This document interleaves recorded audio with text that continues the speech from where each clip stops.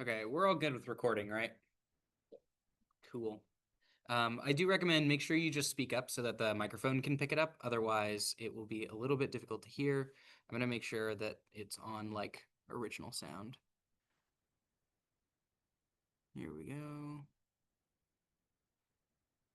What was that one?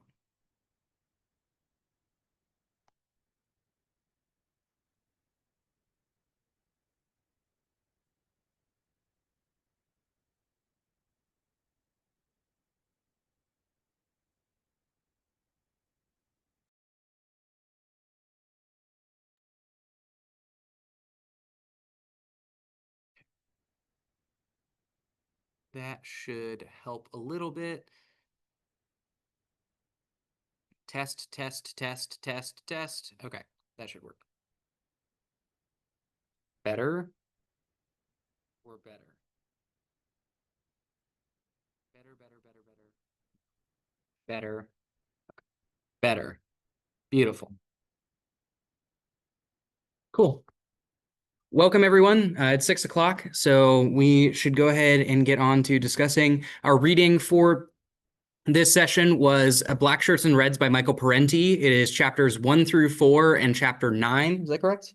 Yeah, chapters 1 through 4. Yeah, so chapter 1 through 4 and then chapter 9 out of Blackshirts and Reds. I really appreciated when we voted to approve this curriculum and this particular part of the curriculum during the summer, because this is honestly such a good book and a really good introduction to relevant understandings of fascism and socialism for our current moment, especially politically. I do think that Michael Parenti would have a lot to say about Trump if he was still, giving lectures and still alive. But in particular, he is still alive. Oh, I thought he grew up. 80 though, no. Oh, yeah, but he's not giving any lectures anytime soon. I fully thought he was dead. I thought he was dead too. Well, he's 91 though. God bless him. so he's like next door to death.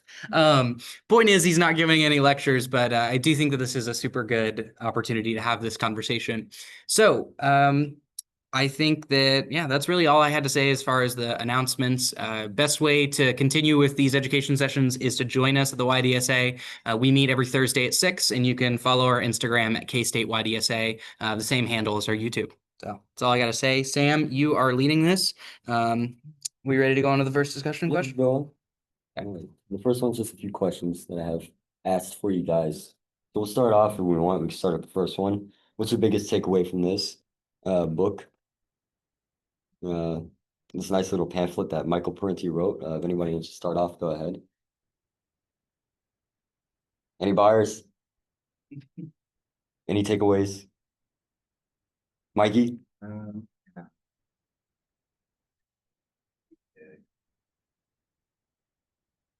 Here. My takeaway from this book was that fascism is never popular. It's like never even once popular. It's always big business, and I think we kind of do buy into the idea sometimes that fascism has something about it which is popular to the working class. And it's like all. Does this sound familiar to anybody, by the way, fascism not being popular just to one class? Does this sound like any country that we know? It sounds like United States to me a little bit. I mean, think about it. Realistically, right? Yeah. Look at the voting rates, right? Between here and say Cuba, China, etc. They have about a 90% voter turnout. We have about 30%. A lot of people do not vote because they don't want to participate in the system. So you're right, yeah.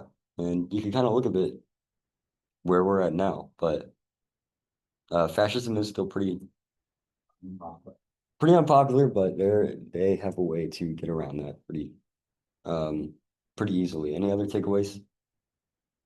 That, and one of the things that I found really interesting was the section about left anti-communism.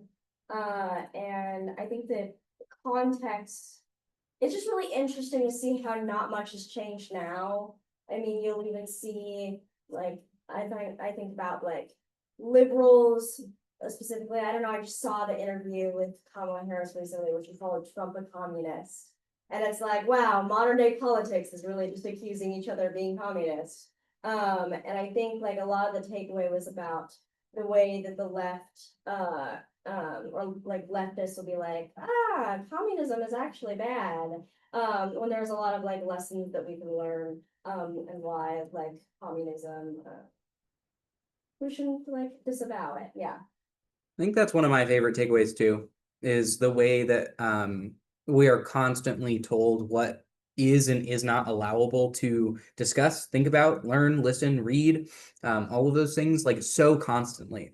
I remember one of my favorite teachers in high school was like, pretty adamant about calling us all communists if we said anything like progressive-esque.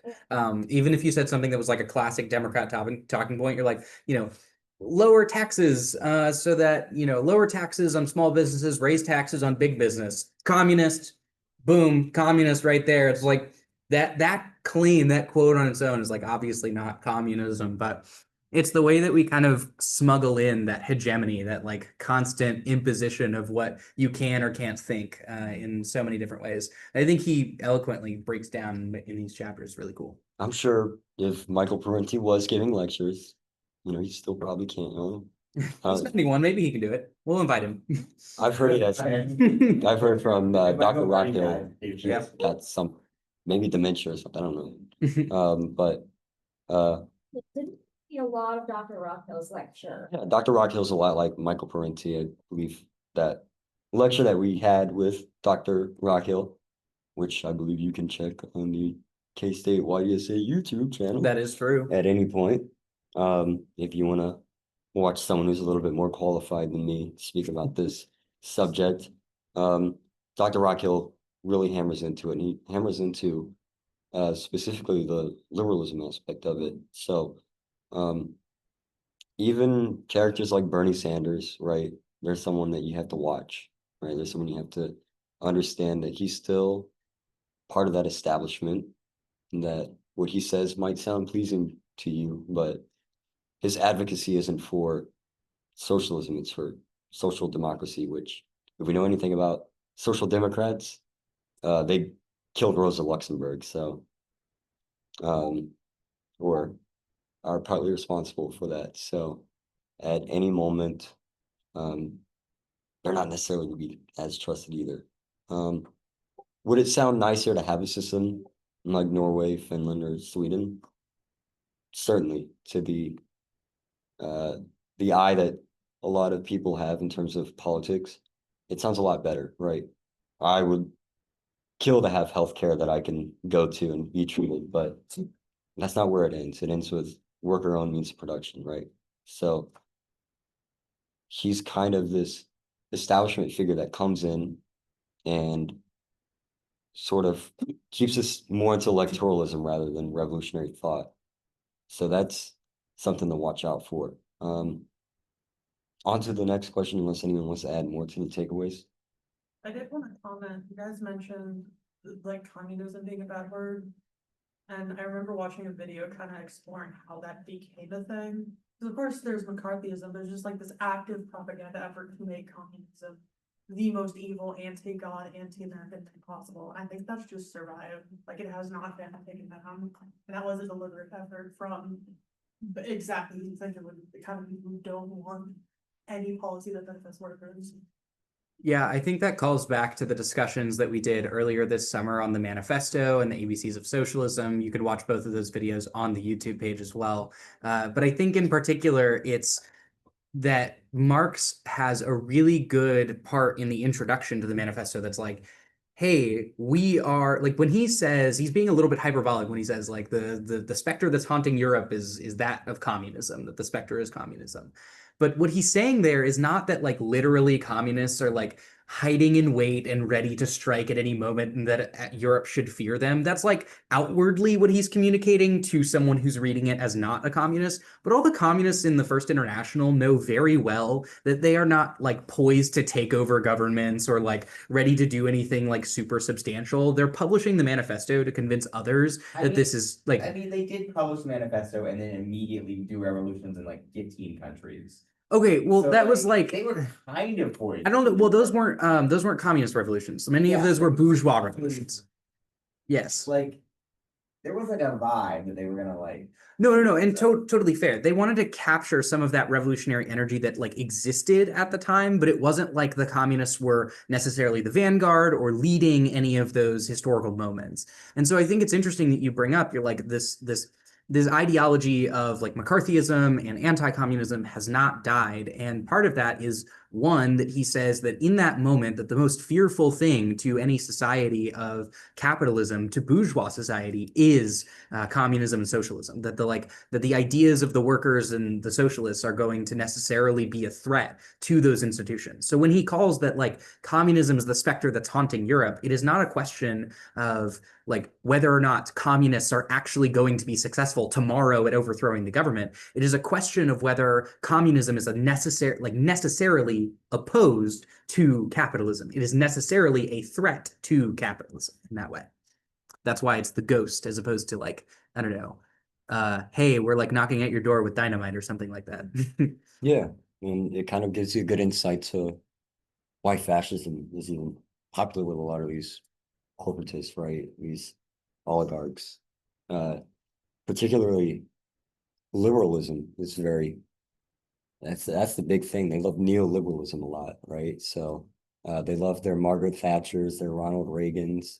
They're they don't seem as harmful as Mussolini or your Adolf Hitlers out there, but at the end of the day, they're still harmful to the humanity of the people, right? So, I mean, Ronald Reagan single-handedly destroyed Black American lives by sending the CIA to sell crack in the inner cities, right? Or deliberately ignoring the AIDS crisis. So they still have sinister outputs, but their way is you get two parties to vote for. So what are you complaining about, right? Just vote them out, right? You can do that. You can just vote them out. Fascism is so easy to solve. You just vote them out in their eyes. And to the correctly thoughted eyes, you start to realize fascism's like cancer, right? You don't, you cut it out, but there's still some sort of like tumors, etc. You still got to get chemo. You still got to fight that, fight that cancer until it's completely gone and obliterated. If there's just a little bit of it, and you just keep it there. You're like, I cut out a cancer tumor or whatever. Well, you haven't won the battle quite yet until it's completely obliterated, right? So until fascism's gone completely, it's not gone, right? There's still remnants of fascism in the United States. It's why we might be in the situation that we're at now. So let's go to the second point because I feel like it's a good segue. Did this book change any of you guys' perspective on, say, the United States, the world stage, or any? I would say one of the things, this might not be like the biggest part of the book, but one of the sections I thought was interesting was the pure socialism versus siege socialism.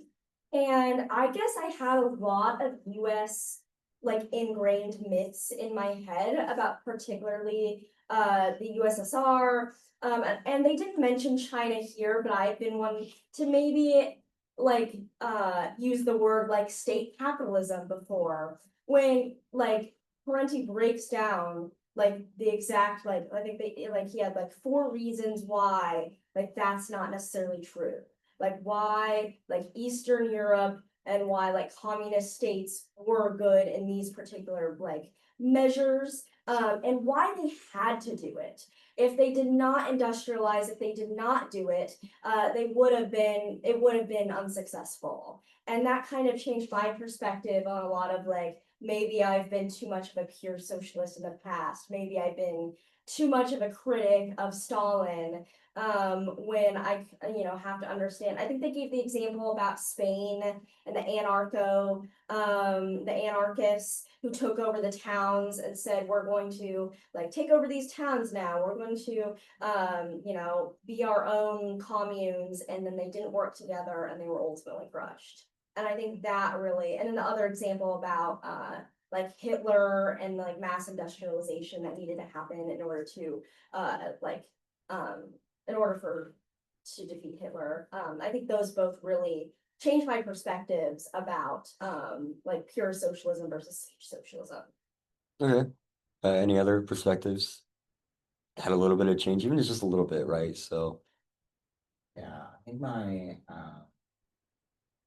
the basically the thing at the first point is just like reinforcing the idea that fascism isn't popular. People don't like fascism.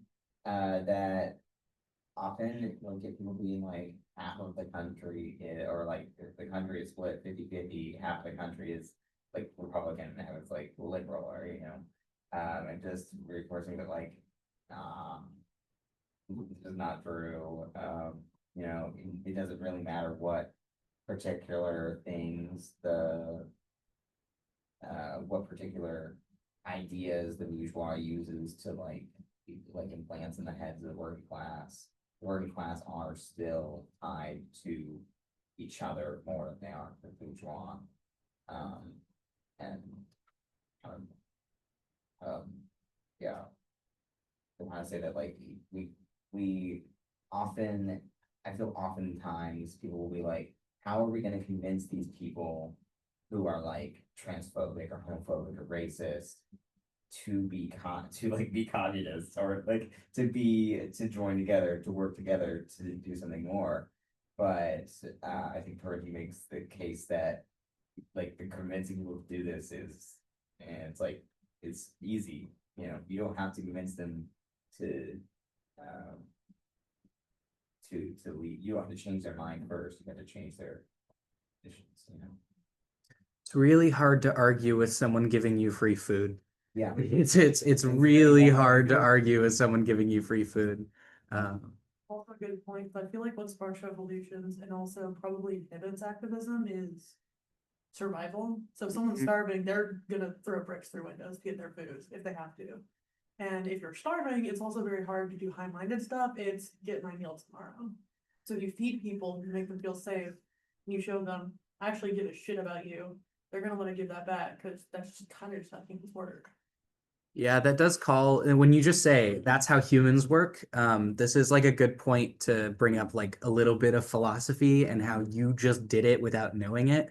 Is like, so the reason that Marx theorizes that the world and history moves forth through dialectical materialism, like historical materialism, is he says that the contradictions between the things that are irreconcilable, they don't necessarily get reconciled, they get transformed through the conflict between them. So like temperature arises out of hot and cold is like a very trite and bad example of this, but I think what you just did is actually even a better example. It's like survival, right?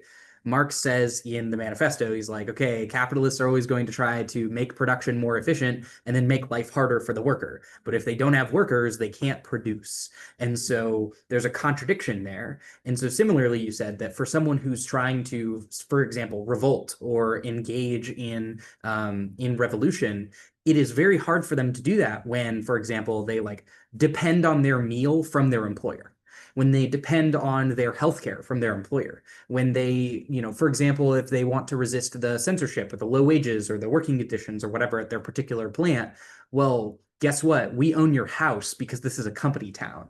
We own your access to food because we hold your wages behind you. And so like survival is a really good example of dialectics because you have on the one end, you get money, right? You work for your money, you get it, great, you get to like live your life. But on the other hand, you are still stuck in that position. You cannot escape that position. There's no way to like leave that position of exploitation. And so then your attempt to leave that exploitation, stop working, withhold that work, withhold that labor from the boss to like resist them at the same time, costs you money that you need to go buy food because you still live within a capitalist system. And so there's that inherent like there's that inherent struggle that you have as an individual with yourself that then produces a question, right? How do you answer the question of like, what are you going to do about that situation? And so that's a question that has to be like consistently like asked and answered. Not one I'm going to answer here, but it's just like that's what it brings up. So I think that is a good example you've just done about like dialectics, where you've identified there's a contradiction. I can revolt to change my conditions so that I don't have to like be reliant on my boss for survival.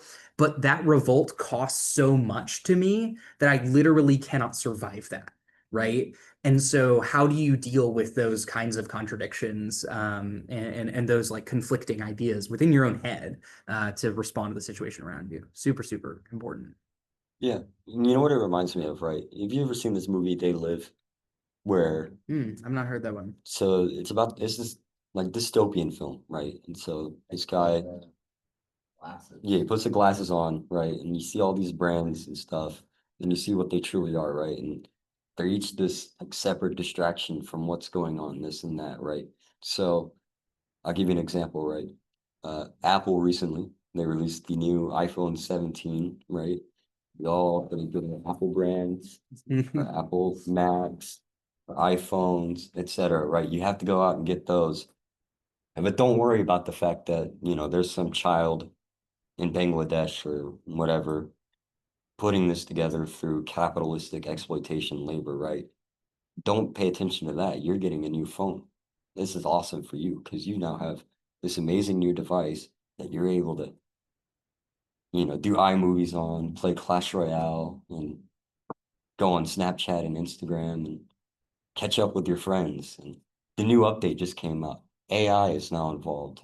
And now you can ask AI anything that you want, but don't ask it the wrong questions because AI is just going to say, no, sorry, I can't answer that. Or, yeah.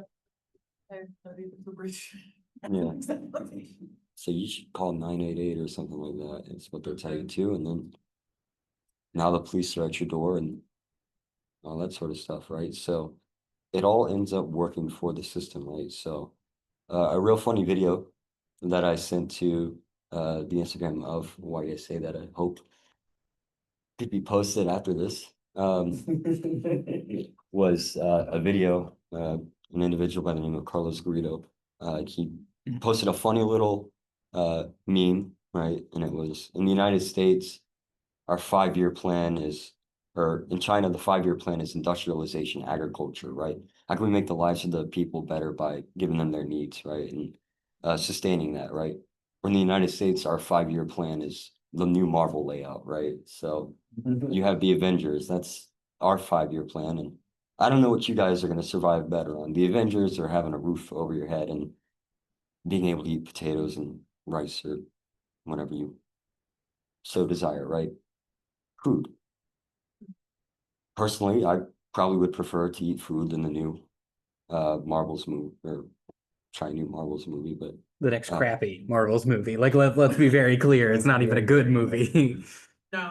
I like the Fantastic Four, but Well, to be fair, the last two are excluded from mine now, so the last two are pretty good. but regardless, they're gonna put these distractions in front of you, right? Even food chains will do it too, right? Popeyes is still trying to get your next big deal, and they'll charge you $6 for the new what is it, chicken sandwich or whatever they have out now, whatever they got, right? And so they'll do that to kind of distract you, make you forget that, hey, there's somebody back there being exploited, or I'm being exploited, this or that. No, I just got the new Popeyes smoked rojo chicken sandwich or whatever the hell, which I just tried it, by the way, and the sauce is really good. Shout out to the workers who paid for them to be exploited to make that for me. But Yo, shout out to all the Popeyes workers who give me 5 extra pieces of chicken every time I order an 8-piece. Like, I don't know what that is about, but Actually reminds me, funnily, during some of the early Palestine boycotts, it was really funny because I was like, stubbornly, I've been able to stick with no McDonald's, no Starbucks, and I started noticing like there were like trillion like new epic meal and a deal and we'll do sales, and it's like, oh, they are desperate to get people to drop this boycott. They so badly want it out. well, let's not forget too, like Disney did the same thing, right? They pulled Jimmy Kimmel and lost, I think the numbers that are getting circulated is something like $4 or $5 million in a day or something more than that. I'm not. Yeah, it might have even been billions, but I doubt that because like I don't think I actually have no idea. I literally have no idea how much money it was. It was just like 4 or 5 in front of some set of zeros that was supposed to shock you. And I think it's also stock stuff, so it's imaginary money. yeah, exactly. Is like it's like stocks and also, viewership and things like that. And so some of those boycotts are like interesting, but it's also good to note that, companies do respond in some sense, but I think they always, as you were just pointing out, they respond with more advertising. They respond with ignorance, with press releases, with ways to get around it. Like Nestle, for example, has been found out by journalists like 3 or 4 separate times in the last 15 years for utilizing child slavery for a majority of their production. They have made promises multiple times over the last 15 years. About every 5 years, they launch a new promise to end child slavery.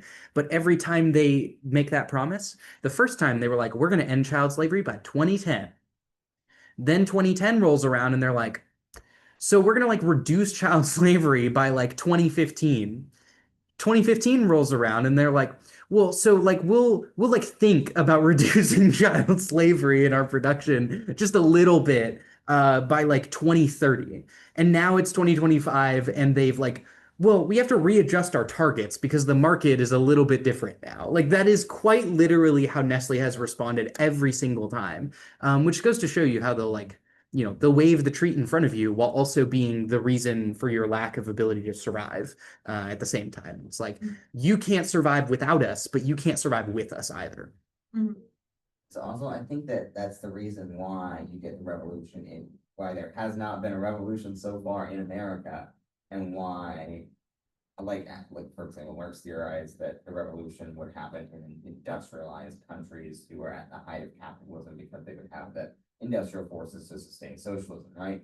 But that didn't turn out to be fully true because the revolutions actually happened more commonly in countries that were still in feudalism, like Russia was like partly feudal and partly capitalist, and like China, which was all mostly feudal, because they had the most dire conditions, which meant that people had the least amount of things to lose when they did the revolution. But right now we have people think we have a lot of things to lose if in America if we were to do that, and so we haven't gotten to that, but yeah, but one day. Yeah.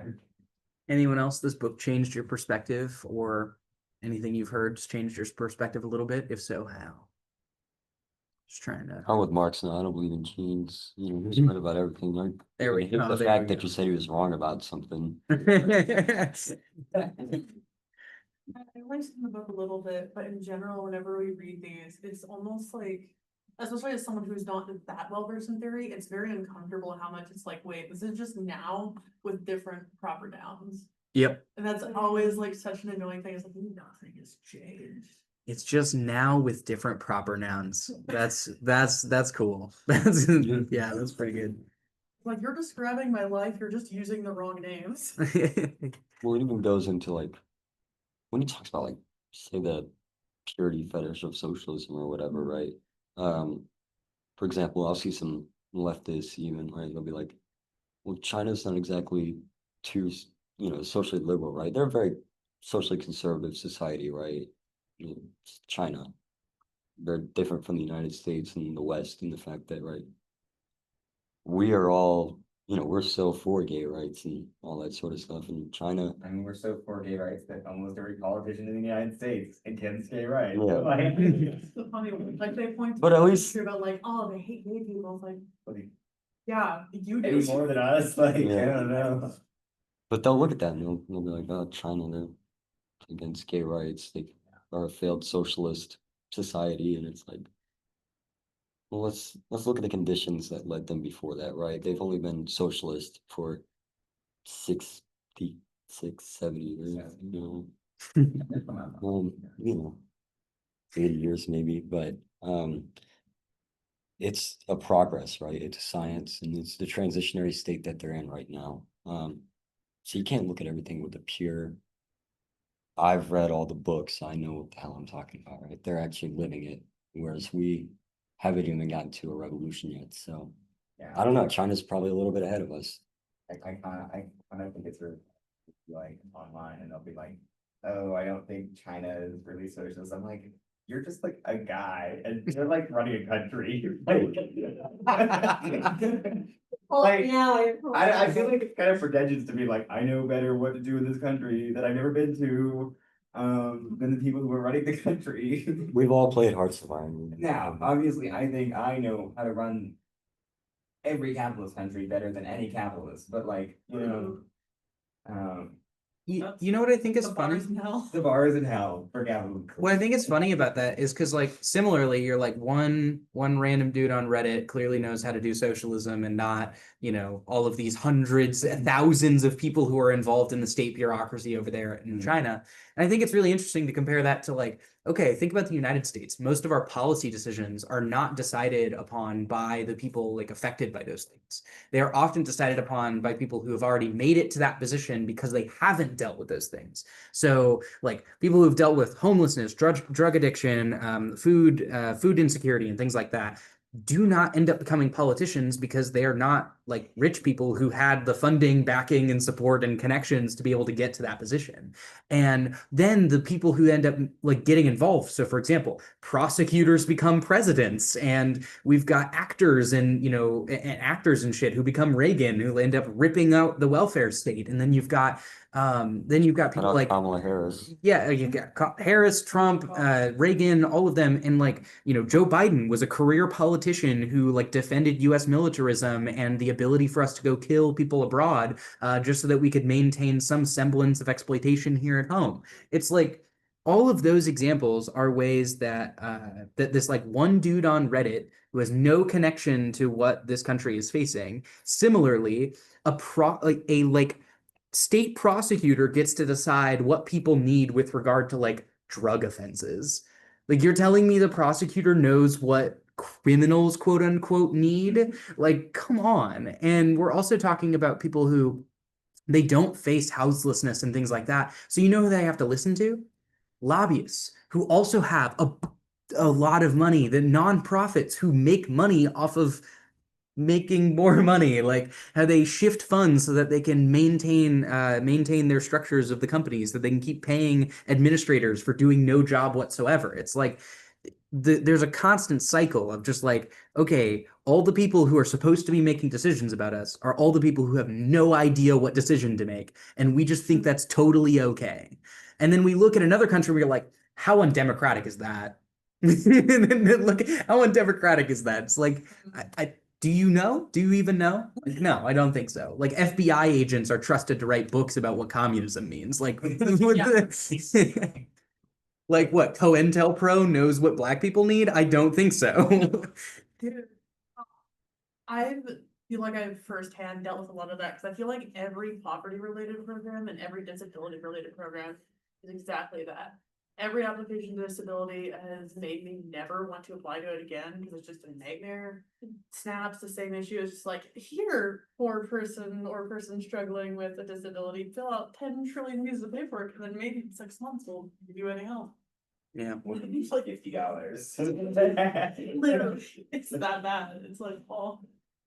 Yeah. And then they spend more time debating about how many people who are not disabled are going to abuse the program. And I'm like, have you ever been disabled? Or even have you ever been disabled and tried to use the program? Like, apply to your own program as just like a test and like looked at what that process was like. yeah, it's so funny when like politicians will talk about how I helped this immigrant like get through the citizenship process, and like I know a lot about the citizenship process. It's super messed up. Here's all these reforms and extra pieces of paper that we can add to that process to make it better. It's like you aren't the person who's facing those consequences. You are hearing from others like second and third hand how that's supposed to be, and like now we're supposed to listen to you, who's listened to like 7 other people who all have their own different opinions and experiences to like come to some consensus about what that means.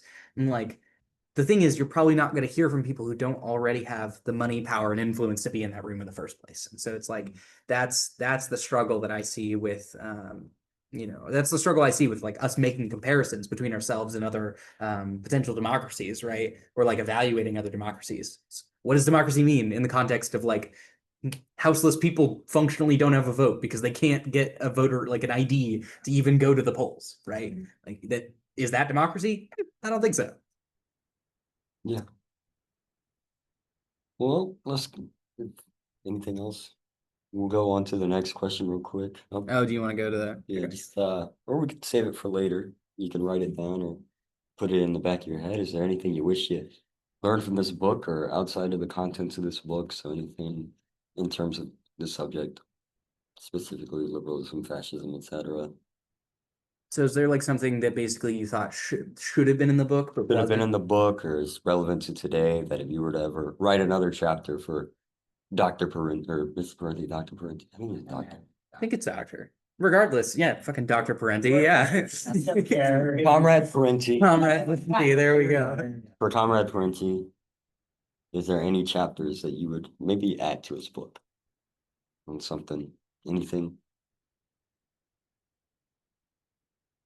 I only had one thought, and I think that it is, I think that I wish there was one extra chapter, not so much on the media, but on how leftist organizing can move forward a little bit stronger with regard to things like education. Because I think Parenti had a pretty particular view that you can garner from the book about how education should be done. But my question is like, how does he view sort of self-criticism? How do we approach socialism or these kinds of conversations in a way that he thinks would probably be able to avoid some of these problems of like purity politics and things like that. So he like critiques these things, but doesn't offer some of the answers to those critiques. Like when he says, okay, here's purity socialism, and here is the sort of siege socialism, and here's how we like kind of generally evaluate the USSR or China and these other actually existing socialist countries.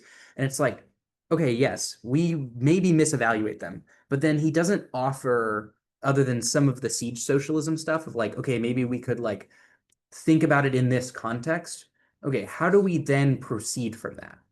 What are the lessons we should take forward from that? And I know there's a section in the book that talks specifically about the USSR and China in this context, but I don't think it rises to the level of like, what do we do here in 2025 with some of that information? We did write a book about that I would recommend is Yeah. Mr. Vladimir Lenin. Yeah, Books on that. Lenin did write a few books on that. Yeah, I believe we've heard of a couple of them. He's a Yeah. pretty good writer, and well, I believe he proved that his writing also kind of works. Probably. He figured it out. Okay. Anybody Next else? slide. Oh yeah. I guess I'm gonna anything. I do think he was like a little too harsh about the USSR in the USSR chapters. I'm like, this is a problem of socialism. I'm like, wait a second, isn't that like a profit thing? Like people are seeking profit. Like that's a capitalism thing. It's just like kept existing under socialism. But yeah, other than that, I was like, yeah. Yeah, I was noticing that too when he talks about how the system stagnated in his eyes because Stalin emphasized basically punished people for producing more. But I'm also like, okay, at what point does extra and more production, like why is that bad or why is it good in certain contexts? So when he says siege socialism, I thought it was weird for him to say then, okay, he basically, ended up not giving enough like treats for people who produced more in the economy. And it's like, was that part Stalin's focus, and why wasn't it his focus? And I think that analysis of siege socialism tends to resolve it. And then I think the other thing is like, okay, you're right. So now what do we do about that? Do we say, okay, now we're going to give like vacation retreats to all workers who exceed the quota? Which Like, they did, and vacation retreats to like every worker. Like, they did. But like that's my thing is I don't know what is to be done with that information of if it becomes too much about like industrialization and production, how do we resolve that? And I don't know that Parenti has a very good answer for that question. I felt like, for instance, since state buyers of meat pay attention to quantity rather than quality, collective farmers maximize profits by producing fatter animals. Unlike under capitalism, where farmers would never maximize profits in any way, like I don't know. But he was like basically they were making all this money, but they didn't have anything to really spend on it. So this is my harebrained scheme. So you should have worked. So they have to like create more pornography. And then, but like you could create more art and people will pay for it. and then they'll pay for like personalized pornography, and then they'll be happy. And but like as the case stands, Soviet Union did not allow pornography. Clearly, this brought their downfall. In the part of this book, Clearly that- no, but in the part of this book, they are like after the Soviet Union falls, they're like, there was some guy that was like, sure, you can buy a pornographic magazine, but like you can't have food. But what if the Soviet Union just let you buy a pornographic magazine? There would have been no reason that they would have turned to capitalism. Nike's got it solved. Nike's got it solved. I figured it Yeah, out. honestly, it feels weird for communist society to be like, freedom except when your art is cringe. But like, I do think Only unironically- comrades for the USSR, yeah. Unironically, ideally, the socialist society can also have a lot of freedom of art, including pornography. But Fair enough. maybe we can sell it to the oil barons It's, that can kill them. Like, Let's try to look at it from their perspective real quick. Yeah. I will, I'll throw this out there. So- Some extenuating factors, and that was not their goal. But in some way, there is a contradiction in the USSR between the old way of life, the old traditional way of life, and the industrial society that they created. I mean, like, clearly something caused its downfall, like, you know. Well, let's try and look at it from a perspective differently, right? I'm gonna throw this out there, right? Yeah. So when pornography comes out, right, and you're giving it away with the intent to basically commodify your body in order to profitize off of that, right? So the existence of pornography is commodification of yourself and But exploiting it's not yourself with the industry. And it's not like I'm not thinking about State like, mandated pornography. Western, like I'm not thinking about like Western state like Yeah, porn, like Mhm.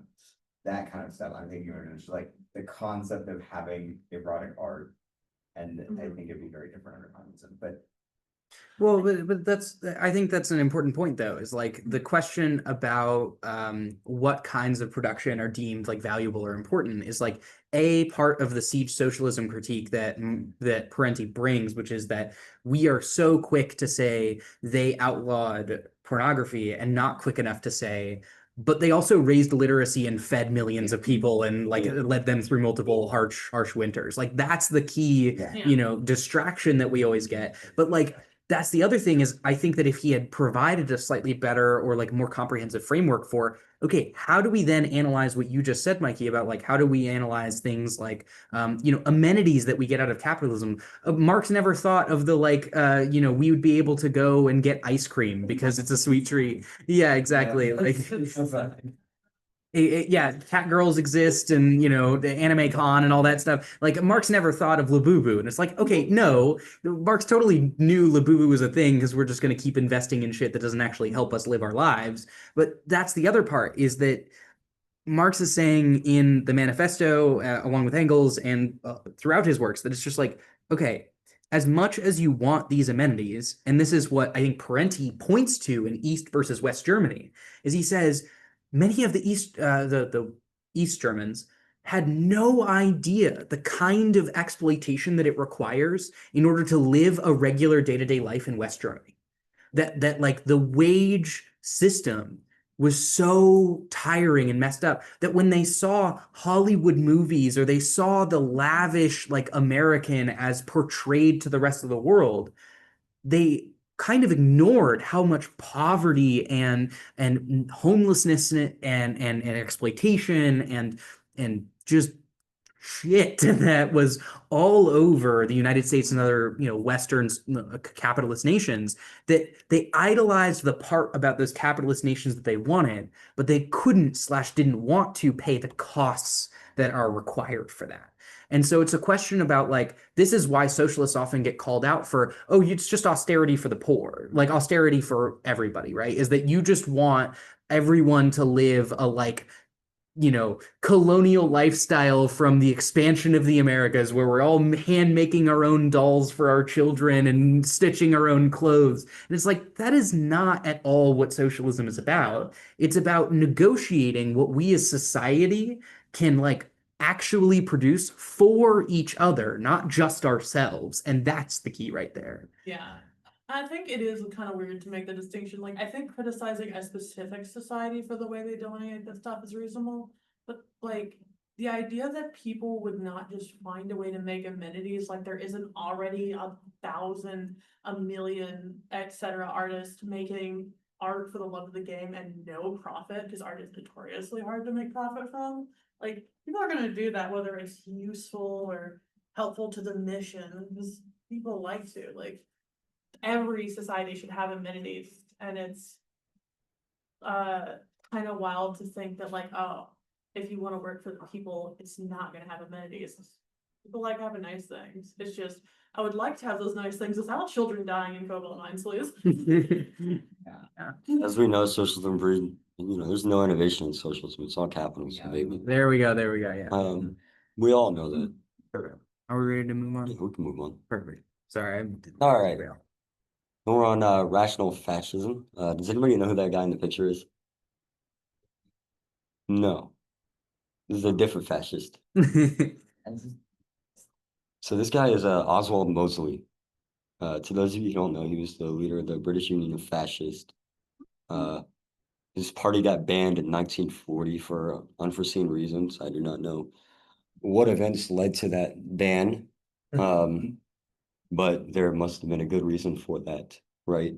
But regardless, this is we're gonna think about fascism, right? The quote says, some writers suggest the irrationals features of fascism. By doing this, they overlook the political economic functions that fascism performed, right? So fascism isn't entirely irrational, right? You overlook, well, as an idea, obviously, but there's a rationale behind why fascism exists, right?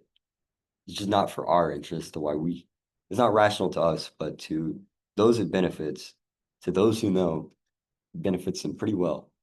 And so a lot of them will try to make the rational case for fascism, right? I don't know if you guys have heard of this guy, but there's a few guys actually out there, but one of the bigger podcasters out there, Nick Fuentes, right? I don't think it's very controversial to say that a few of his takes might seem a little fascistic. I don't know if anyone, Just a little. Yeah. there's an argument of whether he's a fascist. I lean on the side that he might be a fascist. Wow. What? But if you notice how he discusses things with people and he argues, he's very clear in his arguments. Like, he's not. I don't want to give him credit for anything, but he has a way of arguing. He knows how to argue, basically, is what I'm saying. He's a decent debater in what he does, or at least how he picks it off. It's like Ben Shapiro too, right? I agree. I've seen some of his videos, especially after like Charlie Kirk, that come up that sound like pretty reasonable. In fact, I think there was even one quote that said, "Oh, I'm for all people." I see that I've got a bunch of new followers, and that's because what I'm saying is, for the greater good. And so he does kind of have these talking points that kind of sound almost a little class conscious and lefty, but are actually just like fascism. Yeah, I'm all for everybody. I just want a white ethno state for myself. I just want to kick By everyone, I mean a white ethno state. Also, like, all the Jewish people out. and all that. media skills are distinct skills from like analysis and politics. You can make something that sounds crazy good, and a lot of fascists have a lot of charisma. But if you actually look at what they're saying and think about it for like a second, it's borderline incoherent. And I feel like there's like that kind of disconnect. They take a lot of money to do what they do, so they have, I mean, just the civil value, they have like high tech lighting and video Right. and stuff. I mean, they look more polished than your average left leaning or football. Remember, someone said something along the lines of basically, just mocking the idea that Ben Shapiro is smart, because he's literally just a guy with media training going and like overwhelming college students who don't quite know the stuff inside and out enough to argue with the same level of like finesse he is socially, like charisma wise. They don't look as good and he looks better, and that's like the extent for the most part is Yeah, that distinction in aesthetic. like, Mhm. we're saying, popular, fascism is impossible, Mhm. it's always astroturf every single time.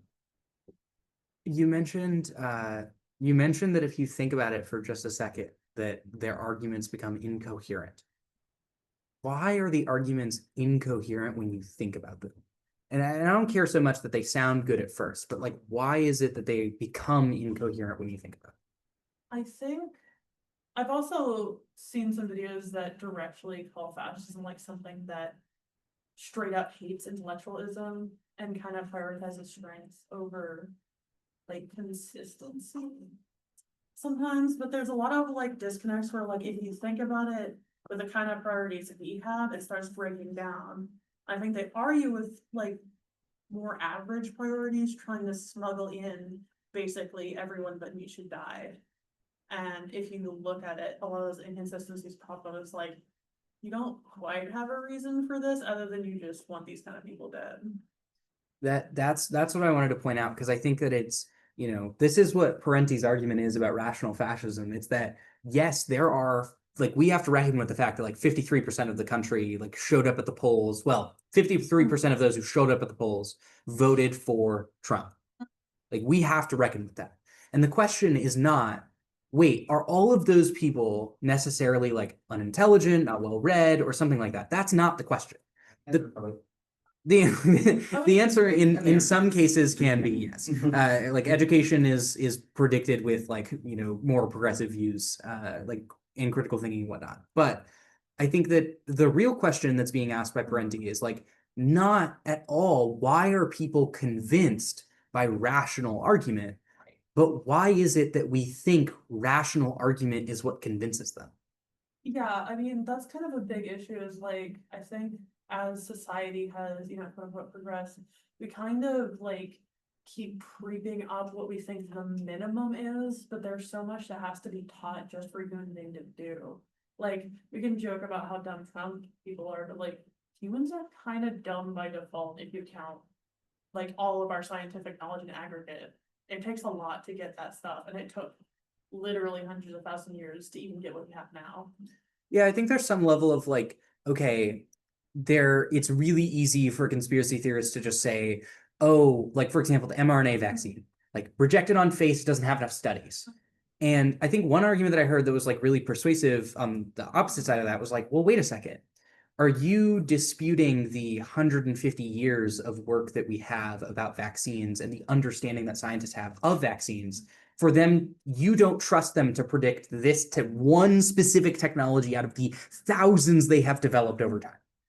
Like, that's the experience that you're denying. And so it's like, okay, well, wait a second. This person was not rationally convinced into the position, right?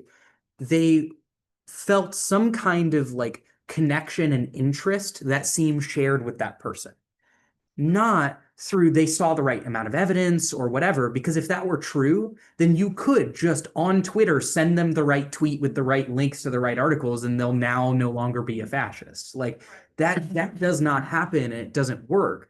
What instead is, you have to speak to common interests. You have to develop the common interest with that person. So, for example, when he uses the example of like of Hitler, or you see now people are like watching on TikTok the AI retranslated videos of Hitler where it like takes his voice but does it in an English speaking voice with English language. And then you watch them watch the videos and they're like, yeah, this guy sounds pretty persuasive. He sounds like kind of cool. Or when history teachers will do that experiment where they're like, here's like these three candidates, here's what they stand for, and vote in an election, and almost every time Hitler wins in those examples. it's not because they were convinced by a particular set of facts or by like the right structure of a syllogism or an argument or the right like counterfactual or insert these big words here. If Aristotle was correct about argument that everyone could just be persuaded by the right combination of ethos, logos, and pathos, then like socialism would be real easy to implement. This would be real simple. But We would be there. but yeah, we'd be there. But like Jesse, you pointed out really clearly, it's that their argument becomes incoherent when you have the same values that we do, the ones sitting in this room. Think about that for a moment. Nick Fuentes' argument is like, no, I'm doing everything that's better for everyone. When he talks about racism, he says that Black people deserve that position because it makes society better for everyone. And like explains that through some usually a pragmatic like framework of, okay, we both agree that pragmatism is good. We both agree that, insert like crime is bad. Just like on face crime is bad. And then he'll throw some statistics in your face that largely align with his perspective on who's doing the crime, and then goes, now we need to lock them up and remove them from society because crime is bad. And so it's not a question of whether or not he's ever proven that crime is bad. He just said crime is bad. We share that value between us. We share at least that interpretation, that opinion. And then everything else is just, icing on the cake as far as getting people over the line. What happens with earlier we talked about, it's really hard to argue with the person giving you free food, right? It does happen. I mean, people get mad at people at soup kitchens. I've seen videos of it where people will be handing out free food and they're like, do you not have a salad? Do you not have a vegetarian option? And it's like, okay, you can be outraged at that moment, but also recognize like, okay, maybe that person does just genuinely need like it's a hard life to be living where you're only eating beef jerky. You probably need a salad once in a while to like sustain yourself. Like, we're omnivores, not just carnivores or something like that, right? But on the flip side as well is, okay, we have a shared value, we have shared interest in particular as the working class. We have a shared interest. These fascists have an interest only with the companies. And so when you said their arguments on face sound like they're with us, and then when I examine them for my actual values, I see it's about the individual winning out. So Nick Fuentes winning out over everyone else. And like that is something that I fundamentally disagree with and cannot, pull myself over the line for. So you have to show people that that's their goal and that they don't have shared interests in order to get them over the line. I think that also too, that you have to, I've been thinking about recently, I've been like, a lot of times liberals will attack conservatives and be like, look, this is hypocritical, or this is, they don't say it like this, but this is contradictory, there's a contradiction in this. But the more I look into it, the more I think that, when the CIA is saying something about communism, or when people are saying things like, if the kids are having sex, then they'll destroy the social order, that's not a contradictory statement. That's, a liberal would be like, people can have sex and it won't destroy the social order, but I'm like, no, like, it's legitimately a threat to the social order. They're telling the truth. The bourgeois class is telling the truth. If people have these personal freedoms, then it is a threat to social order. So from their perspective, it's completely coherent, and that's why you can't reason out of it, because it's speaking from their class interest. They are telling the truth. Yeah. And I've just been like realizing most of it, like, people do not lie. People are just like speaking from their class interest. They do not lie. How often have you heard someone say MAGA's just voting against their own interests? Have fun doing that, right? We've all heard that. Like, have fun voting against your own interests, dumbass. And then they go out and they vote against their interests as well. But Some cases, they genuinely are like misinformed about certain things, but I mean, they are for their respective voting in their interests. It's just that they think Trump is gonna drain the swamp and. Yeah. Speaking, we know that MAGA people are on average like wealthier Right. than people who aren't. Yeah. That. So like, and they do have a class. It's really interesting too, because you think about like the immigration issue, super relevant in the context of like rational fascism, is that Trump did not convince everybody like through, perfect syllogism and sound argumentation that like, you know what, the immigrants are a real threat to this country. He didn't have to do any of that work. He only said it had already been done before he got there, and then he just exploited that. And I think that the next step of that is to go, well, wait a second. Why did people think that immigration is bad? And think back to the example I provided previous. We all think that crime is bad, right? Like crime hurts people, hurting people bad. Immigrants are the people who hurt people, therefore immigrants are bad. That none of that, like if those things are true, then nothing's incorrect. And so what he does is he does like use a logical fallacy of course, like applying something that affects like a particular individual to a whole group, right? That like an individual represents a group and does that a lot. So does Nick Fuentes and other streamers and things like that, because it's really easy to just be like, oh, this blue-haired feminist, got really angry at me. All blue-haired feminists are bad. Yeah. Like that's the classic critique, or why their videos seem funny or reactive. But then you think about it for a second and you go, well, what's our shared interest? Am I closer to the blue-haired feminist in this situation, or am I closer to the billionaire who's like about to throw his coffee in their face because he's pissed they won't say Charlie Kirk at Starbucks? Like that is the question that you have to answer. And once you answer that question for somebody, like I've seen people go to rallies. I think, what is it? Walter Masterson, who does this often, he'll like go to Trump rallies and then like just ask them questions about their own views. So at one point somebody was like, oh no, I'm really for like powerful women, and I have nothing against women being in positions of power, blah blah blah, and like I don't hate women, dot dot dot, and got them to say all this stuff, and then was like, what's on the back of your shirt? And then he turns around and it's Trump's quote about like, grabbing women, being able to do so without any consequences. And so it's like, Mikey is saying there's a contradiction here. Like clearly there's a contradiction in the sense that the terms you would assume are contradictory, that he says he doesn't hate women, but will still put that on the back of his shirt. It's like, no. There's no contradiction. He is talking about his own interest, his interest to be able to do things that would otherwise be reprehensible under, say, a liberal administration. Yeah. Or in the context of immigration, they are the reason that I'm not getting a job. So I need to, Trump is in my interest because he's going to bring back the jobs. Like the tariffs, same thing. People ask, oh, China's going to pay the tariffs. That's in my interest because America gets to win. Like all of those are in people's interests, but how do we get there is like contradictory in the sense that like its actual implementation is contrary to their interests. Well, there's an argument to be said. Trump did stir up a revolutionary class in on himself, right? To use revolutionary rhetoric, right? Of I'm gonna take it to the swamp. We're gonna drain them. We're gonna overthrow the swamp. And have you ever seen that meme? What is it? They're not coming for me. They're coming for you. I'm just in the way, or some shit. It's Trump looking all menacing and badass or whatever. And it's like stuff like that. That's propaganda that gets spread around to where you're like, well, this figure, man, he really is coming out for me, right? So Adolf Hitler, the thing he says is right. The Jews, they're evil. They're coming after you, right?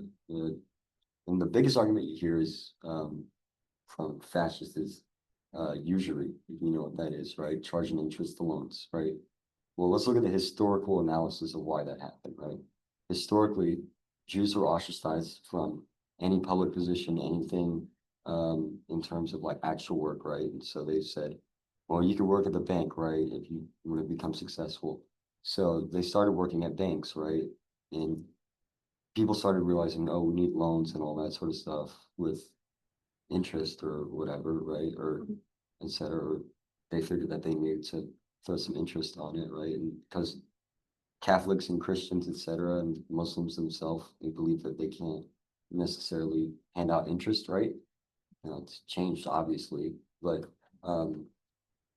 we can't give out loans with interest, right? So we'll just hand it over to this one class of people, like the Jews, right? And we'll just hand it over to them and we'll let them take care of it, right? And then they started taking out loans and getting interest. And then every time they did the thing that they put them at doing, and then they realized, oh shit, now I'm pissed off about this. It's all their fault now, not me or the social class that's personally responsible for it, which is the upper class aristocrats who are personally responsible for that. Well, now we have this whole group of ethnic people that we can just go out and we can blame them. We can say it's their fault. And we have to do something about them, which is how you get the whole, if you've ever hung around probably anyone at K-State for long enough who's not white as hair, any bit left-leaning, who fall for the Nick Fuentes traps of, you'll hear the common quotes all the time, 109, right? You hear that shit every time. The 109 countries, right? They talk about 109 countries expelling them. And it's because these 109 countries, right? Realistically, they set them up for that failure, right? So it's like the United States. We've set African Americans up for failure by redlining them, etc., and putting them into a position in which they have no critical support, right? And so since they have no critical support, they try to do anything in their power in their system to survive. And then we're told, no, you should hate the African Americans and segregate yourself from them. And make a white ethno state. And that will solve your problems. That really changed my perspective about like crazy amount. But it's thing I read about Hitler is that Jews were like second-class citizens until about 100 years before, like in multiple, like the emancipation of the Jews basically happened in countries throughout the 1800s, the European countries. But when you think about it, like when you understand that history, then until very recently, Jews really were second-class citizens and really were in the functionally the same place and had a lot of restrictions on their legal rights and weren't in functionally the same place as like African Americans under segregation. Then you're like, oh, like this is like within living memory that this is for the German people, and that's why specifically Jews were chosen instead of a group of that. In the same way that we do. So in that way, it becomes an even stronger comparison between Jews and African Americans. And of course, a new situation has arisen with Israel, right? We see Israel committing this horrific genocide. And essentially now there's an information war, right? Well, Israel's committing this genocide, etc. It must mean Israel's in control of the United States, etc. And they do this. I obviously do not support Israel, right? But they say Israel controls the United States and all that sort of stuff. And it's just kind of a dog whistle still for anti-Semitism in a way. So when you say Israel controls the United States and then a Jewish person hears that, right? Then they're thinking, oh, this is just the same shit that they did in the 1930s of saying the Jews are running Germany or Europe, right? They're doing the same thing that we've heard before. So I'm now going to, back Israel, put I'm Israel Kai on my Facebook feed and donate to Israel as much as possible, right? Because there's generational trauma that comes from it. Realistically, what Israel is it's one of our own settler colonial projects of the British Empire, etc., that we're propping up because we're scared of the situation that we have here. Israel is part of that fear that we have, right? So Israel is another settler colonial project that we have set up because it's our colony, basically. Israel is our colony, we're not Israel's colony. They're our colony that we're propping up. Yeah, just for like clarification on that, I think it's really important to consider that the trends of like anti-Semitism and why the Jews in Europe were chosen at the time is also similar to the way that like immigrants as a large migrant working class are chosen now, right? Why is it that immigrants are the ones chosen as the scapegoats? Because even for those who have met migrants, they're like, oh yeah, the ones I've met are great. Don't worry, they won't be the first targets.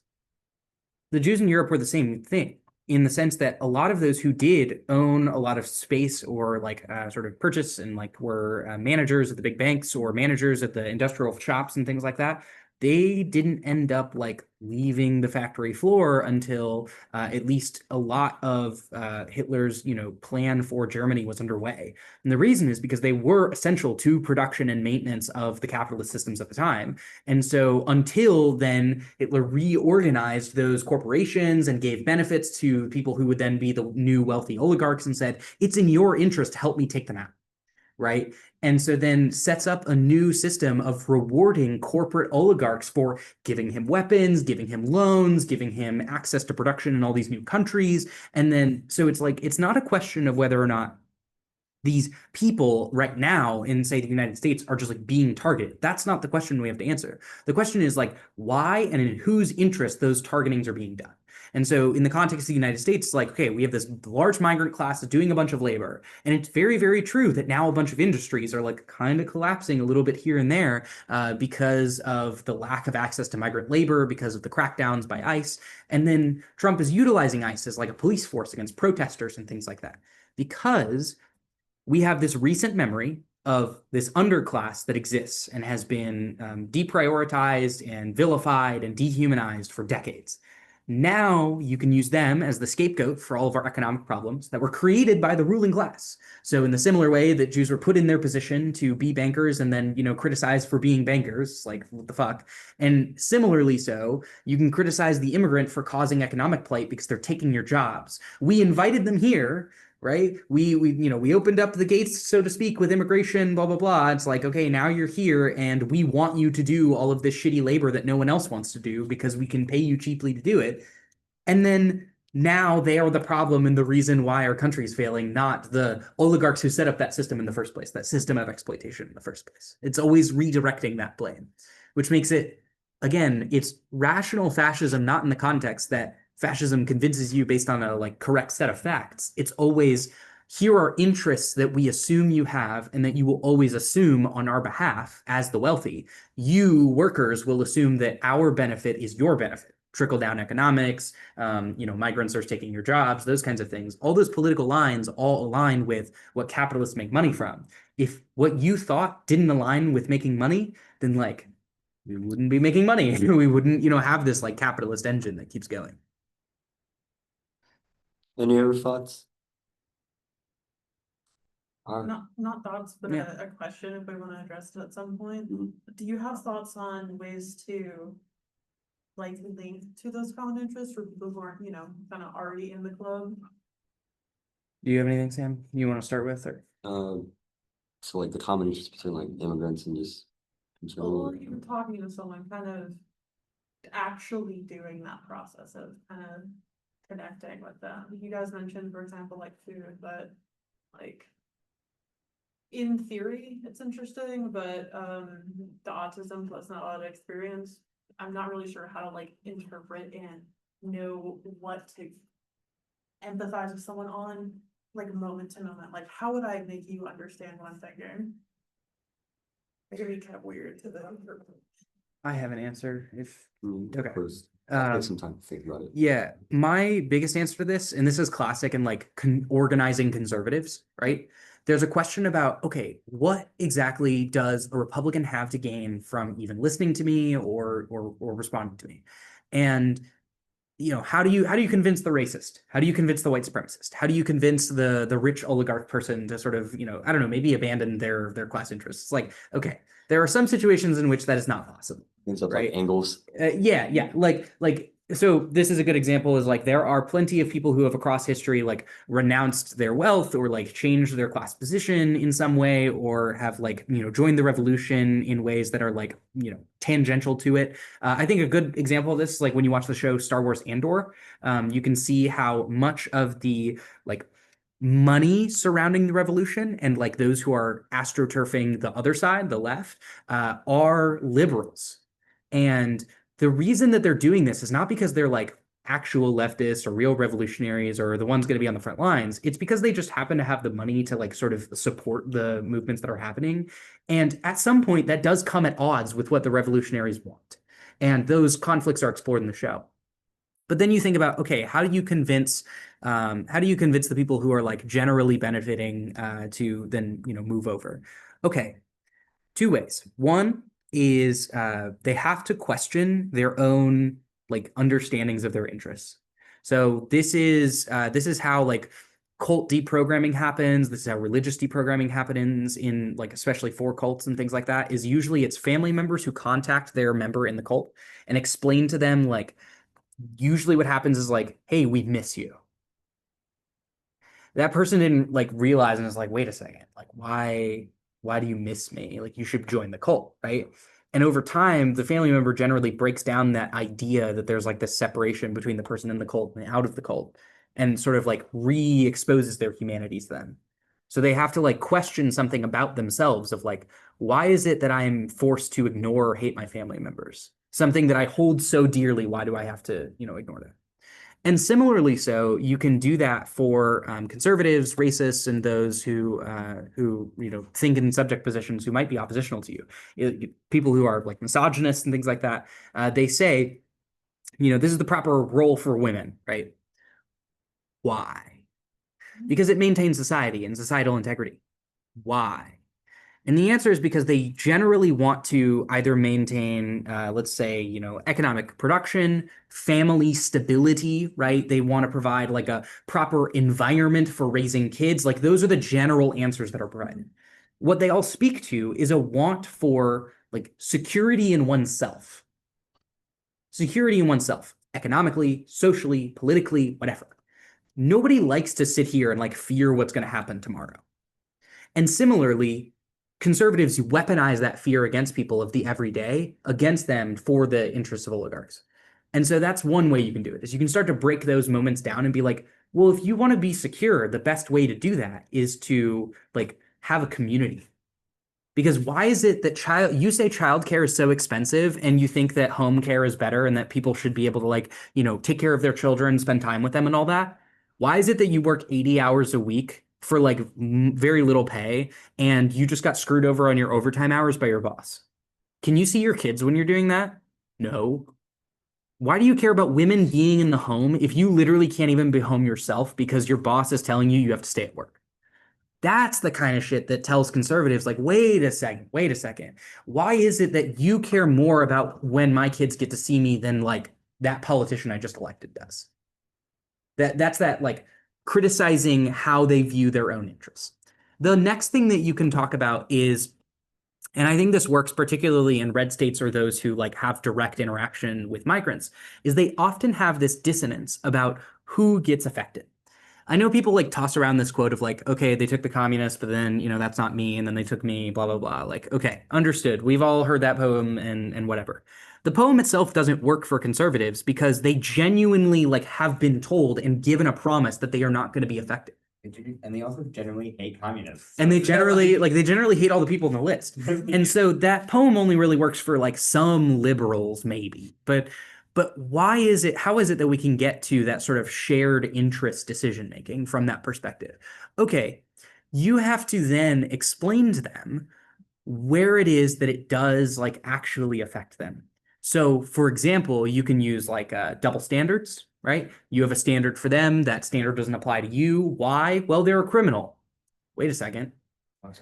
What's a criminal and how do you become one? This is the classic like due process argument that people have been using around like the deportations that Trump has been doing that has been extremely effective for changing conservative minds as far as in my experience is like many conservatives say they love the Constitution. They love personal freedoms and rights. And you go, okay, I understand that. I also like freedom and rights in these contexts, at least in a context where we can all experience them. You've said that everyone, deserves due process, except for criminals. How do you determine someone's a criminal? Well, the state says that they are a criminal, and now they are a criminal, and they don't get any due process. Wait a second. What if the state says you're a criminal? Oh, they won't. Why not? How would you check that? How would you respond to that? And the answer is due process. But you don't have due process because the state just said you're a criminal and imprisons you. Now what? And so you can utilize now that you've got like, okay, you may have criticized in there. I did two things. I criticized their own like understanding of their interests, right? Getting immigrants out is, they're kind of like their understanding of their interests. Now I get my job because the immigrant's not taking it from me. But then you get the second level of, okay, how is it that this affects me and affects my community? Well, if you really believe in due process, then you would understand that the moment that due process is taken away for somebody else, it's also taken away from you, which gets them closer to we are a community. One effect on one of us is an effect on all of us. That's why worker organizing is so key, because it's like, okay, the boss hates us all, right? It's really easy to see that relationship, but it's harder to see some of those other relationships like immigration, law, rights, and advocacy for like trans people is another good example that I was talking about in the Discord the other day. many people don't understand that the advocacy for trans people ends up helping cis people in a lot of ways.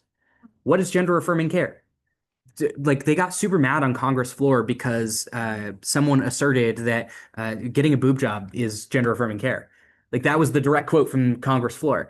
And conservatives got all up in arms. They're like, what do you mean, gender affirming care? It's like, yes. Your perception of your gender as womanhood, manhood, or whatever, and the way that you modify your body, you change the way you respond to society, change how you look, or how you speak and act. All of those things are you caring for yourself and affirming your own gender. Now people are like, okay, you just used a bunch of big words, but like when you're talking to a conservative, you could pretty easily say like, I don't know, I feel more like a man when I put on these clothes. You feel more like a man when you put on these clothes. I saw someone really effectively debate this with someone who was a parent who said you shouldn't like try to trans your kids. You shouldn't convince them that they're trans. What the person on the line said was, hey, if your kid came up to you and said, genuinely, I just don't like wearing pants and dresses are just so much more comfortable for me. I just love wearing dresses. What do you say to them? And they're like, well, I'd find them other options. And it's like, why? Your kid just said that they are so much happier and so much less depressed when they wear dresses. They didn't say they're trans. They didn't talk anything about their gender. They just said they were wearing dresses. Why do you care? And it's like, oh, but the fabric of society or whatever. It's like, really? Like your kid's going to end society tomorrow? Like, if only, right? If only your, 4-year-old wearing dresses is going to like end society. We're working on it right now. That is, I think, that is what my response is to conservatives, is you have to shift their understanding of their own interests. And then you also have to explain how it affects, like how community effects do matter and do exist. Because they genuinely, in some of those cases, don't know. For example, that 70%, I think, right now of all of ICE detainees are non-criminals. They don't have a record. They don't have any active like investigations. They are just regular citizens who may have overstayed visas or, and by the way, these are all civil offenses, not even criminal ones. They may have overstayed their visas or be like in a weird spot in the process. And so they like show up to court for something, some like civil matter, for example, like paying their rent or whatever. And by the time they show up to court, the ICE agents show up and then, imprison them shortly thereafter. So, okay, I know there was a lot of yapping questions. Feel free to offer them. I just have a lot of thoughts about organizing, specifically with relation to conservatives and things like that. I guess I give it one thought. I'm just like, my addition is, in order to convince someone that their interests align with you, their interests first have to actually align with you. Yes. Like if you're talking to someone who is bourgeois or petty bourgeois, and like, sometimes petty bourgeois people can align with working class on some certain issues because they have the precarity of the enemies. But if you're talking to someone who like owns a business, their interests are opposed to you, and you don't have to continue that conversation because it's like that's probably a waste of your time. Like recently, I've just been like, I'm just not going to talk to my parents. Their class interests are opposed to me as a person. And so I'm like, it's a waste of my time. Yeah, I think Audre Lorde has a really good like quote about that, about like debating people whose interests are not aligned with yours and why that takes more revolutionary energy away from you to be able to actually build with people with their common interests. Yeah, one example of that here locally would be it's really hard to negotiate with like businesses here in Manhattan to support you as a socialist because like, yes, for example, like Arrow Coffee is a coffee shop that's told us before, like, hey, if we generally have like reading materials that are here. So if you want to like drop your stuff off, that's fine. Because like we have that for the Collegian, some of these other places, like by all means, go ahead. And there's some, other ways that they have said that they, might be able to support us here and there. That's just because they're broadly progressive and think that us handing out like, like Narcan and free Plan B and things like that are like decent enough activities to be doing. And so the problem is that as much as they may be like, let's say their owner is like legitimately a socialist and like wants revolution tomorrow, the problem is that anything that a socialist would like necessarily want by being a socialist would then be contradictory to that business maintaining its existence, right? That a $15 minimum wage hurts their ability to pay their rent. Because at some point, right, that labor cost is going to be too high for them to even maintain their own pay. They show up, they work at the coffee shop, they pay themselves probably more than what they might pay any of the baristas that work there. And at some point, our advocacy will be in conflict with what might benefit them personally. And so you have to negotiate that and know who your audience is before approaching them. That's why I think like Audre Lorde's quote is super important with like we have to be very cognizant about who our audience is and what we are trying to communicate to that audience, because often enough, like not every message is going to get through. That's why like most cult members don't get broken out of by like, angry protesters yelling across the street. Like it doesn't work that way. Like you are not going to break someone out of being in the Westboro Baptist Church by like yelling at them and being like, how dare you hate the gays? It's like, they're like, yeah, we hate the gays. Like that was like, that's our whole thing. It's like the whole reason we're here. Like that's exactly. But you can do things like if you know someone who's going down the alt-right pipeline, who's like, wow, I watched this thing from Nick Fuentes and white ethno state's starting to sound really fun. Like that is the kind of moment where you can intervene and be like, but why? Like, can you explain that to me? Can you explain that to like, your probably like black cousin? Like, can you explain that to somebody around you who you care about? And it's likely that they can't. Those kinds of things. We have a buddy in the fraternity. He's Filipino and he's watching Nick Fuentes, and I'm like, come on, dude. Nick Fuentes wants you gone, like straight up gone. Like you are one of the worst people to miss Nick Fuentes, for sure. Yeah, he's For not sure. too fond of you. You're reading an article that was like I think I was reading it when I was tabling or something. Yeah. And it was like, we hate the Filipinos specifically. Okay, so in 1900, the U.S. was the Spanish American War, and they kind of had possession of the Philippines, and they were getting ready to be at war with the Philippine people for like 14 years. Anyways, this article was like, we hate the Philippines specifically because they're too mixed race. Like, if they were all black, maybe that'd be okay. If they were all white, that would be amazing. But there's like no distinction between black people and white people and like Asian people, and we can't classify them. We need to get rid of them. We cannot have this. Now, You good? now. You apparently not good. Okay. Do we have any other thoughts on rational fascism before we move on to the next section? The last thing I'll say, I'll make it quick Yeah. and brief. The reason they love to separate us into like racial categories or whatever is America's a caste system still. We're a caste system. The first caste is class, right? That's the first, like, that we know of. It's class, and that's the biggest divider, right? But when they set up these subcaste, right? Race is next. That's the next caste that you got to look at. And if you're not white, then you're not worth it. And then at that point, then it's ethnicity, right? So if you're not the certain type of white guy that we like, right? For example, for a while, a lot of white guys will say, well, but the Irish were enslaved too, which is why I do not think black people deserve reparations. That's the next like caste right there, right? So if you're not a rich white male, typically, and by male I mean cisgender, right? Straight, and usually English is the preferred caste. That's if you're not a rich wasp, then Fuck you. you're never gonna make it to the top of the social caste, I guess. And that's why a lot of our presidents are Episcopal. I will add, like very, very briefly, because we cannot move on from organizing conservatives without this example, is the Rainbow Coalition, the Black Panthers. Like Fred Hampton, it literally is killed in part because of how threatening the Rainbow Coalition is. The Appalachian men who they organized with, all white group of relatively white supremacists who wore the Confederate flag on their giant like 5-gallon hats that they were wearing. I kid you not, you can watch video clips of these racist Appalachian men who literally tell the camera, they're like, I mean, yeah, they're black, but like also the bosses suck. Like literally that is the near direct quote is like, yeah, okay, we understand.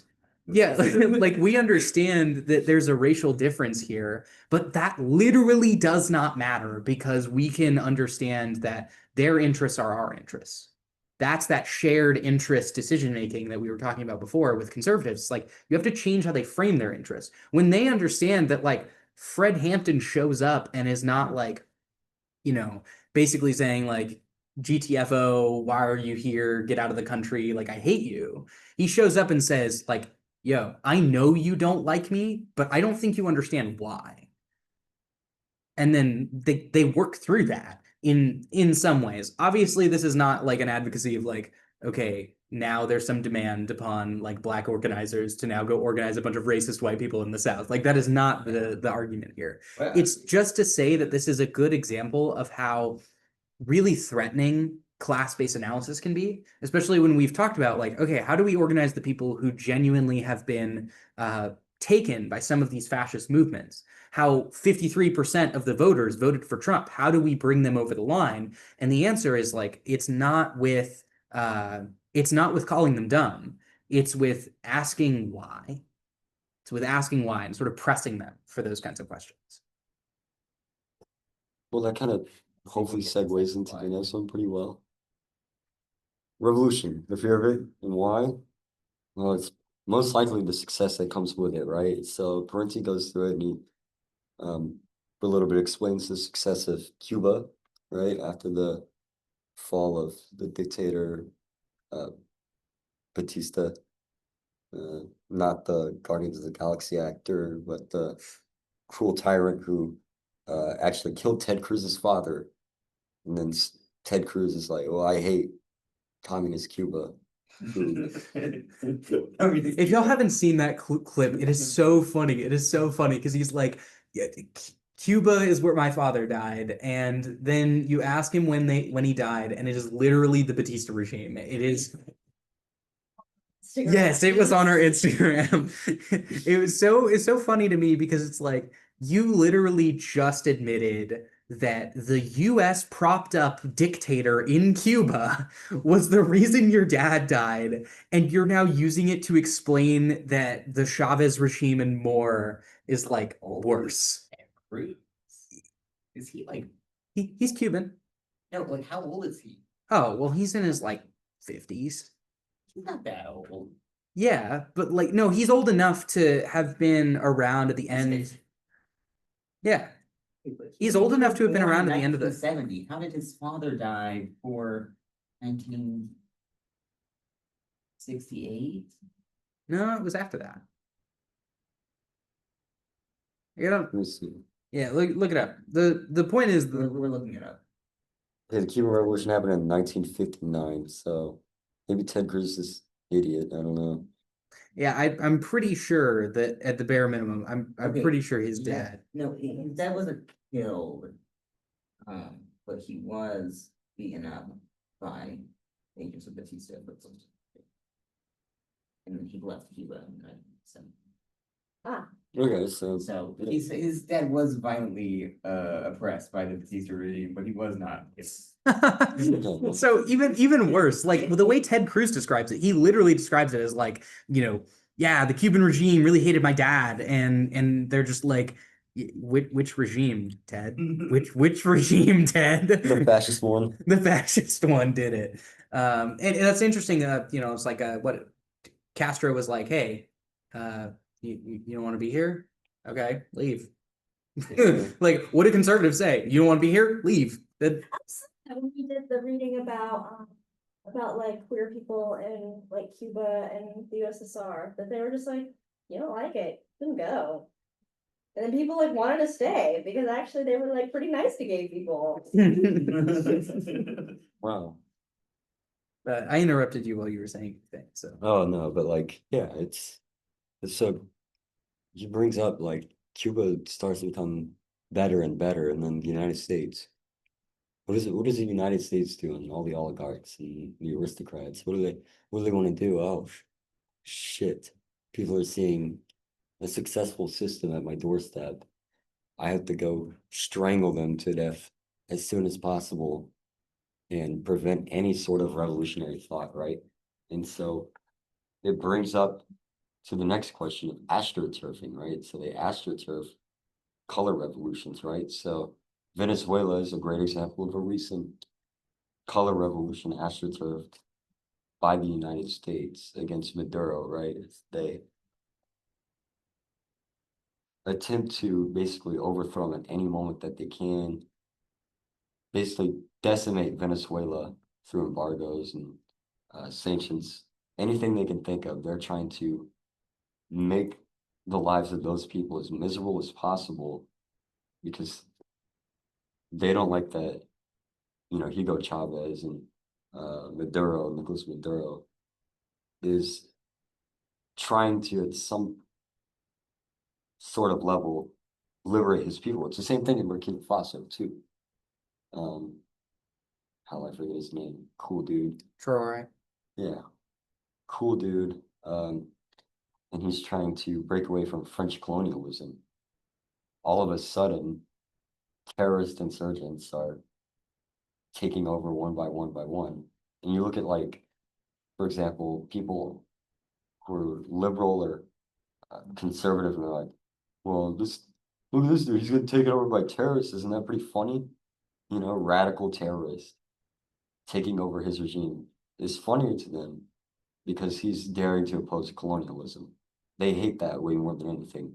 They would rather have ISIS, take over Burkina Faso than to see someone liberated from colonialism. Mhm. So, any other examples of why you think a capitalist might fear revolution, or just anywhere that you've seen?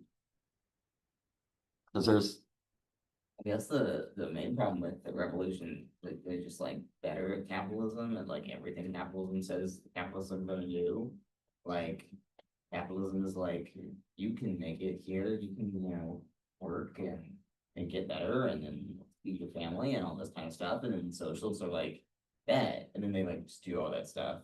And it's, they're like, we've got a job for you. We're gonna make sure you have food on the table. We're gonna educate your children. We're all these kind of things, and that's why capitalists cannot stand that. But we're failing. it's not a good feeling for them, and that's why even during the Russian Civil War, there was a kind of a brief pause, or not pause, but they're like, oh shit, the communists are taking over. And they built the White Alliance and kept trying to prop up the Tsar because they prefer aristocracy over any revolutionary thought at all. Fascism is not limited to just the West, too. People love to say free Taiwan, liberate Taiwan, we love Taiwan, right? But when you look at it, Taiwan was ran by Chiang Kai-shek, who's a fascist. He's And I guess do liberate Taiwan, liberate it from capitalism. Yes.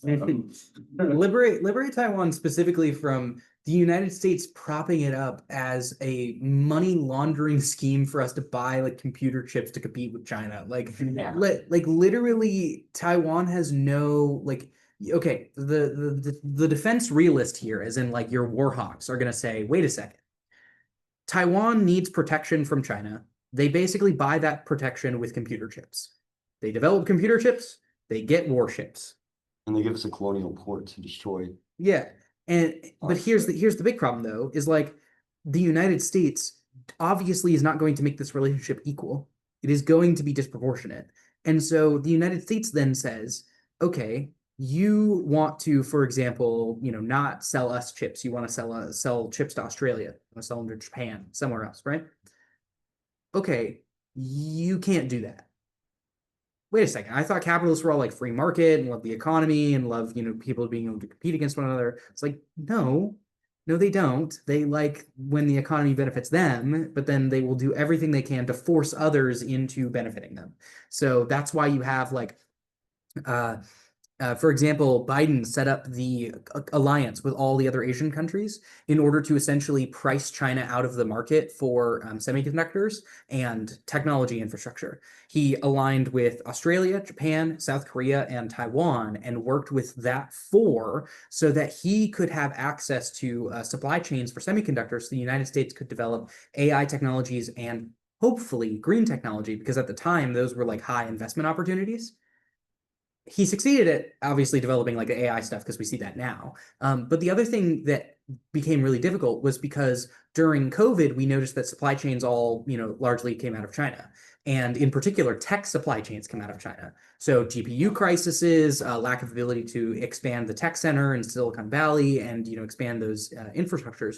So Biden signs the CHIPS Act to try to get other companies like Intel and stuff to come back to the United States and do manufacturing here. The problem is we have none of the tools, supply chain expertise, or literally anything to be making those chips. And so all the parts are bought from Taiwan, South Korea, Japan, and others. And the whole point was to try to avoid China. The problem is that China, instead of like investing in, I don't know, bullshit service industries and making labubus, was like, can we actually, make production more effective, and are now a world leader in building renewable technology to like hopefully respond to climate change. The US spent all of its time trying to manufacture competition in the market so that it could just write China out of the global order. While at the same time, China's like, I mean, y'all can keep investing in your defense contracts. We'll keep building solar panels. Like you do whatever you want. We'll just sit here. And that's the frustrating part about successful revolution for capitalism. It's like, I think Mikey's right. It just gives all of the shit that capitalism wants to give. It's really hard to put a price on something that you're being given for free. Very classic example is the, Can I take some pictures? yeah, I'm good. Is anyone not okay with pictures? Are we? You say no, it's okay. Okay. I'm mainly gonna take pictures of Dan and Sam. That's all good. So I think it's really important though to recognize that in the context of like China actually existing socialism, Cuba, Venezuela, and some of these other contexts where we might do analysis about what socialism is or does. Trying to get all the poses in, by the way. That we have to remember, right, that when we're talking about revolution and whether or not we should fear it, that the success of it does matter. And I'm saying random words here because I imagine that Caitlin is getting some really damn good shots right now. Yeah. Guys. Um, But yeah, my point terminates with just like, yeah, free Taiwan from capitalism, but also recognize that like there's also just cultural complexity between mainland China and Taiwan that we don't get to investigate, that some random dude on Reddit is not going to solve with his comment of, yeah, but China bad, rah, rah, rah, Taiwan. Like that is not going to solve the issue for sure. and you can investigate too. Why is China so threatened by Taiwan's independence, right? Or whatever is because China realizes the United States goal too isn't, or the oligarch's goal is to keep propping up this basically as a US colony by all means, right? And so by propping it up, the United States has a port to strike China. And people are like, I don't know why China wants to invade Taiwan so bad and get rid of a threat to their coast, right? That we can invade them at any point that we want now, because Taiwan's just sitting there going like, yeah, go ahead. I'm pretty sure a good amount of our Pacific fleet Yeah, is 100%. on Taiwan, ready to just obliterate Chinese coastal cities. And if you know anything about, I guess, geography in general, but China too, is that most populations are right on that coast where the United States Navy can just go up there, send hundreds of cruise missiles, and kill 1 million Chinese people like instantly, right? And that's why Vietnam was obliterated during the Vietnam War, is because we would just obliterate them. But they still won. Don't forget They that. did win, They did win. but we killed 2 million Vietnamese people. Yeah, we still killed that many millions of people. This is a little bit off topic, but Sure. one of the things I thought was wild was the like leader of like South Vietnam was like, actually, maybe the US is bad and maybe socialism might be good. What was that about? Sorry, that was random. To get out of the probably Geneva Convention trials that he had. Yeah.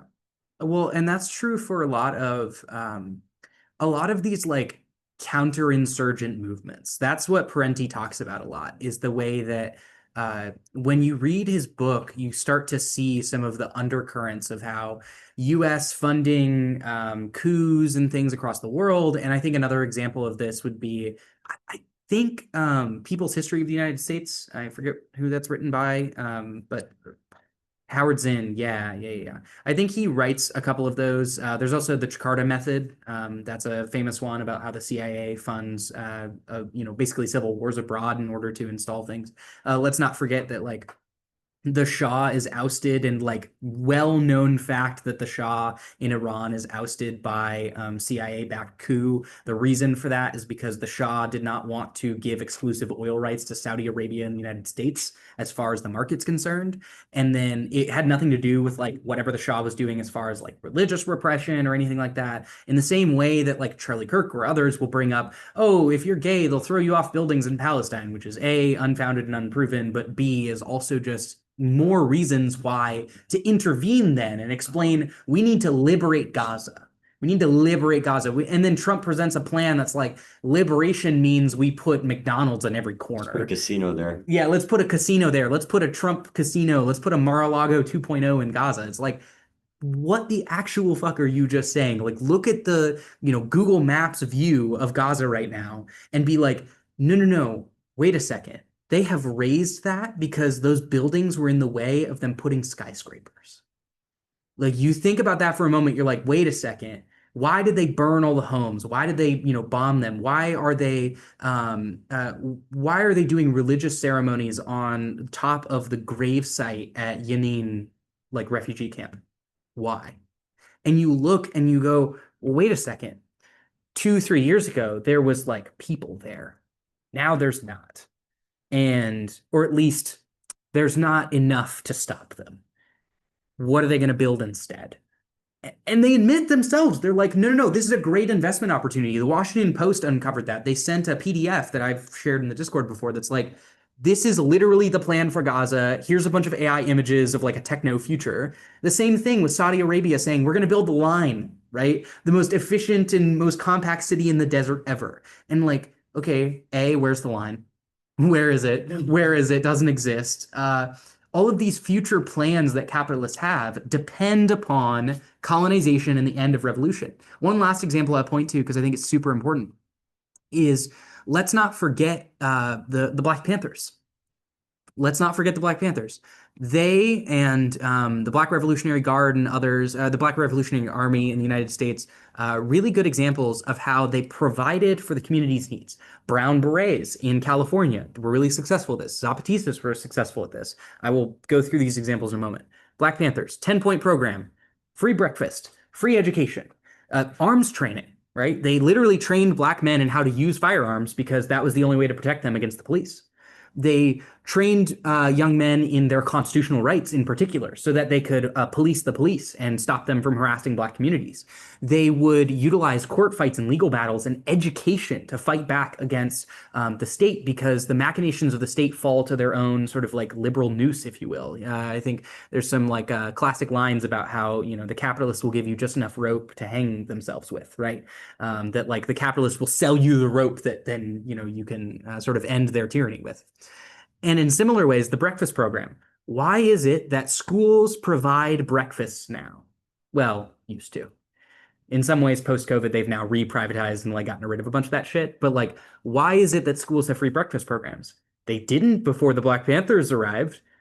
Black Panthers came up with that shit. Women in the Black Panther Party said, hey, our kids literally cannot survive a school day because they're so fucking hungry. They can't get educated. They can't, do anything but go get a minimum wage job. They have to drop out of school because they literally can't afford to exist. And so Panthers, and specifically women in the party, came up with this plan for providing free breakfast. The Panthers supported it, provided protection, and distributed food en masse. And what happened? Test scores went up. Men became more educated, communities got more developed, right?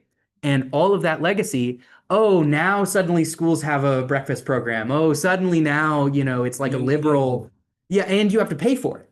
You didn't have to pay for shit with the Black Panther Party. I mean, everyone contributed and made sure to provide for their community. And then beyond that, you can think of the Zapatistas.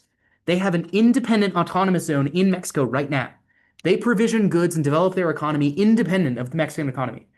They've survived for the last 3 decades. Brown Berets in California, they policed the police like the Black Panthers did. They learned from the Black Panthers, but they also provided, now granted there's some critiques about like the way machismo, kind of infiltrated their organizing and made them a little like anti-feminist, and there was some like gender dynamics there, but they policed the police and protected brown people in their communities from crackdown. Another thing that yeah. the Black Panther Party did is, at the same time as the 504 protests, for disabled people, like what was the foundation of ADA, and they took over a building, they inhabited it for like a couple of days at least, and the Black Panther Party fed them. Because they knew that, like, cross solidarity politics, they knew that if disabled people got what they were fighting for the enforcement of 504, that would be good. Like, they understood the way that all the politics affects everybody, and that they were fed. You get what I'm trying to say. That's so cool. Huey Newton says that a lot. You can see it in his clips online as like, this is not a black or white issue. This is a class issue. This is a working class issue. This is a working men and women's issue. And despite there's also some like clear, like we can always talk endlessly about like, Burkina Faso says that, being gay is illegal and you can serve 5 years in prison, or, we can talk about how like Russia, makes it hard for people to exist in, this area or this area, or we can talk about how Cuba had really interesting like gender and sex dynamics with regard to like the way they thought about family law until about the last decade. They passed their amendment to the Constitution to institute same-sex marriage and basically like any family relation you want as like a real part of their constitution. Similarly, in Brazil, as long as I think it was Bolsonaro, who's now going to go to prison because he's an asshole and a fascist and absolutely should. He spent decades in the country completely razing the Amazon forest, pushing out indigenous communities and making way for farmland. Lula da Silva comes in and says, not only was that messed up and I'm going to reverse all that shit, but on top of that, we are going to reverse your policies about putting companies before people. And so he's using the extra like tax dollars and enforcement to basically clean up the environment, right, to provide for the people, and are imprisoning the people who, made people's lives worse. And so that's the question of like revolution is how much of it do we want to problematize like the individual things people are doing or like messing up in their movements, if you will, versus like the actual real successes of the things that they've done and how can we replicate them? That's where I think Parenti is really nice for this, is like, I think that sometimes reading Lenin, like State and Revolution, or if you read even some contemporary works about the USSR or China or Cuba, and you might even read some of the original texts from like Mao or Deng and others, the problem that you'll run into is like, okay, well, what do I do with this now? Right? Like, what do I do? Like, this is not the same situation. But I think it's key to just know that we have needs that are expressed. Marx says this. He says that like we all have needs. We can recognize what our needs are. Like it doesn't mean that I know your needs, but I can like recognize that we have them. We probably share some needs, and we can come together to fix that shit. What do you gotta do? You gotta join the YDSA. What you gotta do? You gotta join the YDSA. Yeah. What do you gotta do? Okay. Any other comments about revolution? By the way, I know you haven't spoken very much today. Are you doing okay? Everything coming across good? You've been to a YDSA meeting before? Do I know? To the first one, but I can't go to any us. Fair enough. This is the best thing to come to. So It's the best, the best event to come to, so. It is. It's so good. Thank you for being here, by the way. I just wanted to like mention that. I don't want to like make you feel called out. yeah, it's awesome. This presentation took a while. Yeah, I really 5 minutes to set it up. got to glaze the presenter, but we do have a couple of other topics to hit. I just, I wanted to check in with you because like I know this can be a lot of information or things that are happening. Do you have any questions or anything so far? Revolutionary thought is so fun to talk about. Yeah, it is. But let's talk about left anti-communist. Ooh, this is fun. We started with it a little bit earlier. I went ahead and I had to shit on Trotsky for a little bit. Photo of Lenin you possibly could. I mean, it was found pretty quick. But the quote says, "What a swine this Trotsky is. Left phrases and a block with the right against the Zimmerwald left. He ought to be exposed by you, if only in a brief letter to Social Democrat," right? So Trotsky's the original. Have you ever seen that video, Why I Left the Left or whatever, all that sort of shit? I've not. It's been on my watch later list. This is who Trotsky is, Why I Left the Left, because Trotsky Yeah. Trotsky realized, hey, I'm not going to be able to implement my ideas. I'm going to just shit on everything, shit on democratic centralism, etc. Stalin's wrong about everything. And he actually coined the term Stalinism, so you could thank him for that. Tell him you're called a Stalinist. But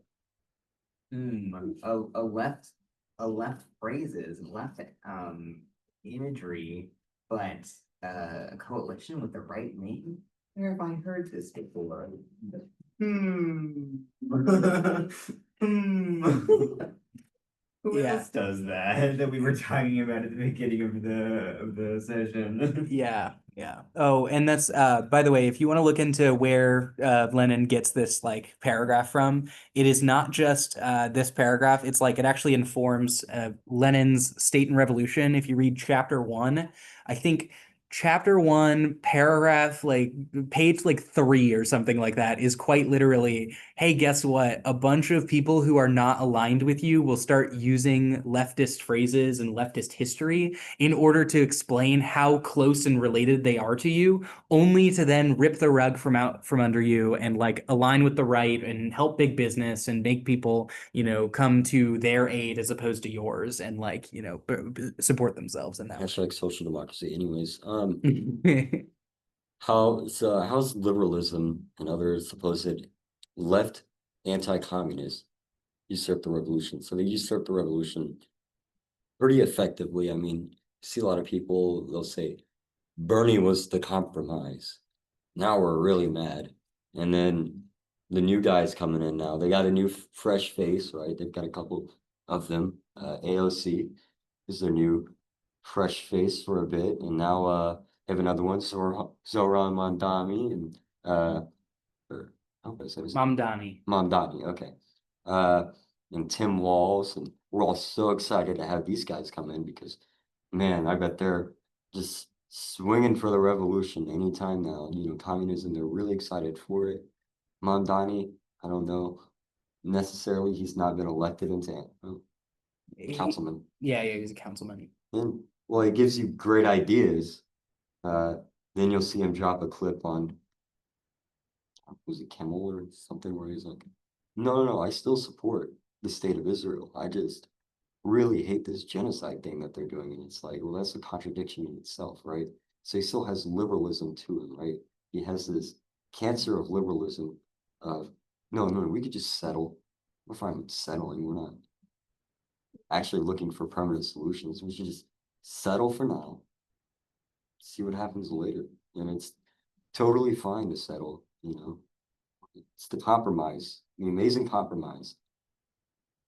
I'm sure back then, when the Missouri Compromise was signed, it was, we really hate this slavery thing, but let's just compromise for right now on what we can do, and then we'll figure it out. Compromise with abhorrently evil ideals is just giving evil ideals more room to grow, right? And so that's kind of what left anti-communists do. We'll just compromise for now. We won't do anything. Trotsky, this whole thing, permanent revolution. We don't need socialism in one country. We have to spread the revolution. Let's just keep doing that. We'll settle for right now and just keep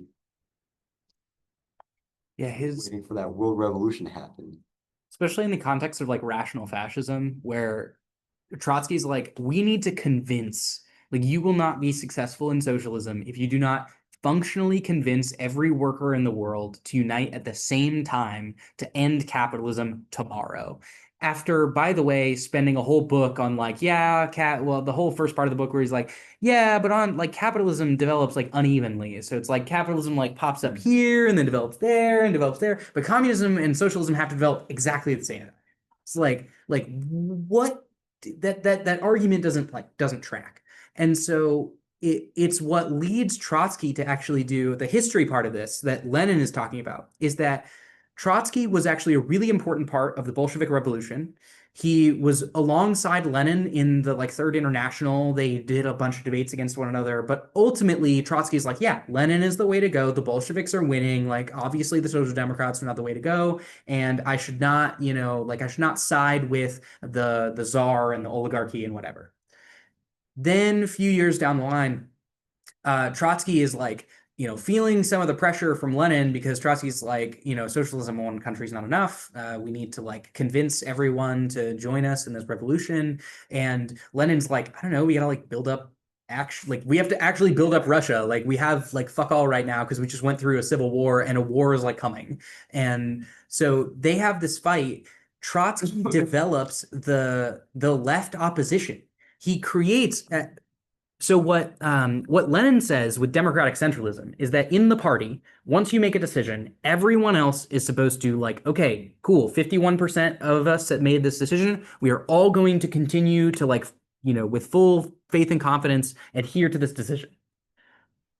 What is not democratic centralism is to say, well, I disagreed with that. So what I'm going to do is make a coalition with rightist people and some people in the left who like are generally disagreeing with you. And we're going to make a functional like little mini civil war within the party to take down the party because the party is not perfect. And it's like, that is not the point. Lenin didn't say you can't make a new decision or that we can't change things. Lenin said that we need to do our best to fulfill the goals that the majority says we need to fulfill. And then we proceed from there, evaluate it, and then come back and, like fix it, basically. And Trotsky says, yeah, but like, what if I start a war with you? And then Lenin, there's questions about whether this is the right thing to do, but Lenin expels Trotsky and says, you are not welcome here. You clearly don't adhere to the value of democratic centralism, and you and all your cronies can leave. Okay. So then you've got like Lenin, of course, loves to shit on Trotsky because he's like, see, I told you I was right. I won the revolution and I kicked Trotsky out because he was trying to basically take us down. And so that's like the history and infighting you need to know. But like nowadays, left anti-communism, as we were talking about before, comes from like Bernie saying, yeah, but like don't forget that you're anti-Semitic if you say that Palestinians are facing a genocide. Mhm. Like, oh, but don't forget AOC saying that, she literally said, I supported Harris because that was the primary pick. Has nothing to do with the fact that Harris, literally was like totally fine with the genocide in Gaza. Totally fine with, with Biden's war making and all that. And also says that why are protesters protesting me? I had no power as a vice president on her book tour. That is what the like progressive anti-communist will say. AOC now says, I support Zoran Mamdani, and I think it's distasteful that all the Democrats don't support him because he's the Democratic nominee, which shows that AOC will always have an adherence to the Democratic nominee pick over the value of like actually providing for the people. Loves the establishment. Loves the establishment. Loves the establishment, Caleb. Yeah. And it goes back to Chapter that we're gonna like this the anything but class analysis specifically the calling out the anything but class analysis of the academics because I've been reading a lot of this analysis and I hate it so much. People who would just be like, clearly class is like factored here, but really it's the family interest that compels these people to protecting their family interests, and those family interests happen to align with their class interests, and it's not all, it's very complicated, it's all and then like I'm just like, hold on a second, it's not that complicated. We have rich people on one side, they're oppressing the poor people, like it's not that complicated. And then it went like once you're getting into the conclusion, you're just like, and it goes on for pages and pages and being like, there's a lot of nuance to the situation. Let's expand upon the nuance. And I'm like, it's just not that nuanced. It's just there are rich people and I don't like them. Like I'm all for having a little bit of nuance, but like this does not need to be nuanced. I'm so done with this. Like I told Daniel this, I was like, people will be like, Marxist theory is so complicated, Marxism is so complicated, this communism stuff is so complicated. But have you ever read a book by someone who is like an anti-communist but on the left? Like it's so much more complicated than Marxism. So much fucking complicated. Like they can't point to like a specific thing that's like the key to the situation. They understand that there's this contradiction there of them of being like, yes, there's interests that are being followed. Yes, there's a hierarchy of people, but they can't uncover the key, even though they're like quoting Marx, but they don't think that class is actually the key to the situation, and it just drives me insane. Yeah. Well, it's also like I feel like to a lot of MAGA, right? The reason I probably see Trump as a little more revolutionary in their sense is he's not afraid to like if he doesn't like a Republican like establishment figure like George Bush, he'll just say, "Yeah, that guy's an idiot. We should kick him out, throw him out. I hate that guy," or something like that, like Ted Cruz, or whatever. Mike Pence was a pretty well established conservative, and now he calls him like Mini Mike or something like that. So, hates the guy. And it becomes a lot easier for these Republicans to go, wow, this guy, he's so working class because he looks at his political opponents and says, wow, that guy's an idiot. We're gonna drain the swamp. We're gonna throw him out in civil war now or whatever that he wants. He's figured out revolutionary rhetoric while holding on to I mean, he keeping is like oligarchs. intensifying the class war at some point, like because he is kind of unveiling the bullshit of some certain Republicans to the working class here now, right? So in that way, they're like we're gonna have a civil war, and I think they're like right, they're not lying about that. That's their intention at least, not that it definitely will happen. No civil war intention Yeah. is the same from the start to the finish, right? So the American Civil War, from the start, right?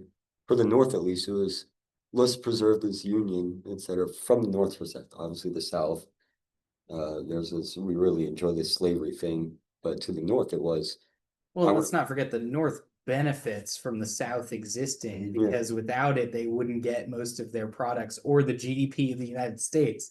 Like they benefited so much from slavery from the South that when the South leaves, if they became their own country, the South would have enough economic power to basically buy out the North in not very long because of slavery. Like they just would. yeah, they're like we really like this slavery thing, and the North was like, well, we just want to preserve the union.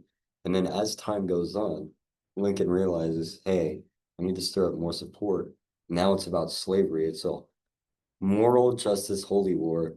And then, Europe was obviously at that point, the UK was more in support of the South at that point. But by the point that it became about slavery, they were like, oh shit, I don't think enslaving black people is something I want to get behind. The thing about the Civil War is that the violence of the Civil War starts with Missourians, the rascals that they are, coming across the border and like fucking killing Kansans and killing free staters. Like that's the violence that starts the Civil War. And the war, that's the first step. But then obviously that's like political violence that is accepted by the system to uphold the system.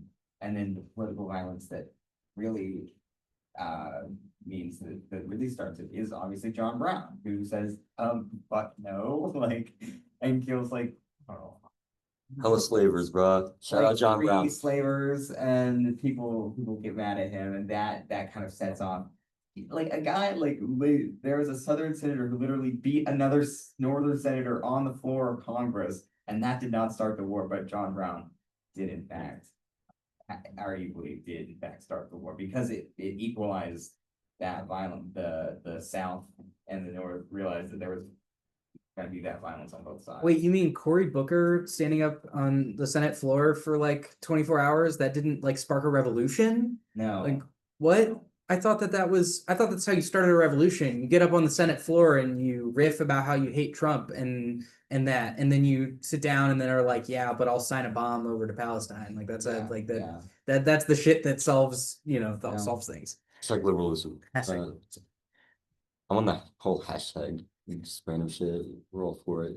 It's democratic centralism, everybody raising but yes, so just as dangerous as the fascist is the liberal. The liberal could arguably become even more dangerous as time goes on because the liberal is like Dr. Rockhill, Comrade Rockhill, is Comrade Gabe, maybe. Comrade Gabriel.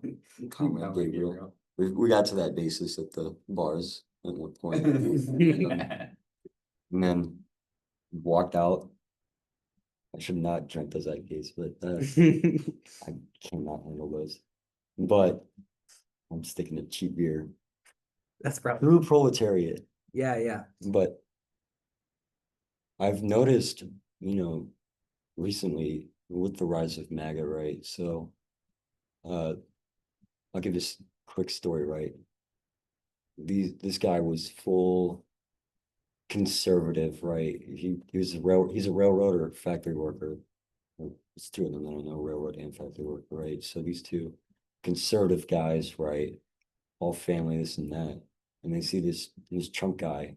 And so for the first election, they're like, yeah, this guy has these revolutionary ideals that I've never heard of. He's gonna go in there, drain the swamp, fix everything for us, and make the system so much better for me because he's saying he's gonna drain the swamp and he's an outsider. He's not a politician like George Bush, the Texas governor, was. So I could be really excited for that. Even Barack Obama was an outsider. Don't think because he's an African American, no, he's an outsider. No, he still grew up in a relatively decent home with from what I'm aware of, at least. Yeah, his family is largely wealthy. He got the law school basically on his parents' dime and utilized his position in like power and influence through money and wealth that he already had access to get to the presidency. Because he was also like, here's the thing, he was the good progressive, right? He was like one of the good ones. This is why there were a bunch of like racist conservatives who ended up voting for Obama, is because they were like, oh, well, he seems like a reasonable guy. He seems reasonable. Like all the other people in my community that I have been racist toward and like said that they don't deserve equal rights and like, deserve policing and prison and all of that shit.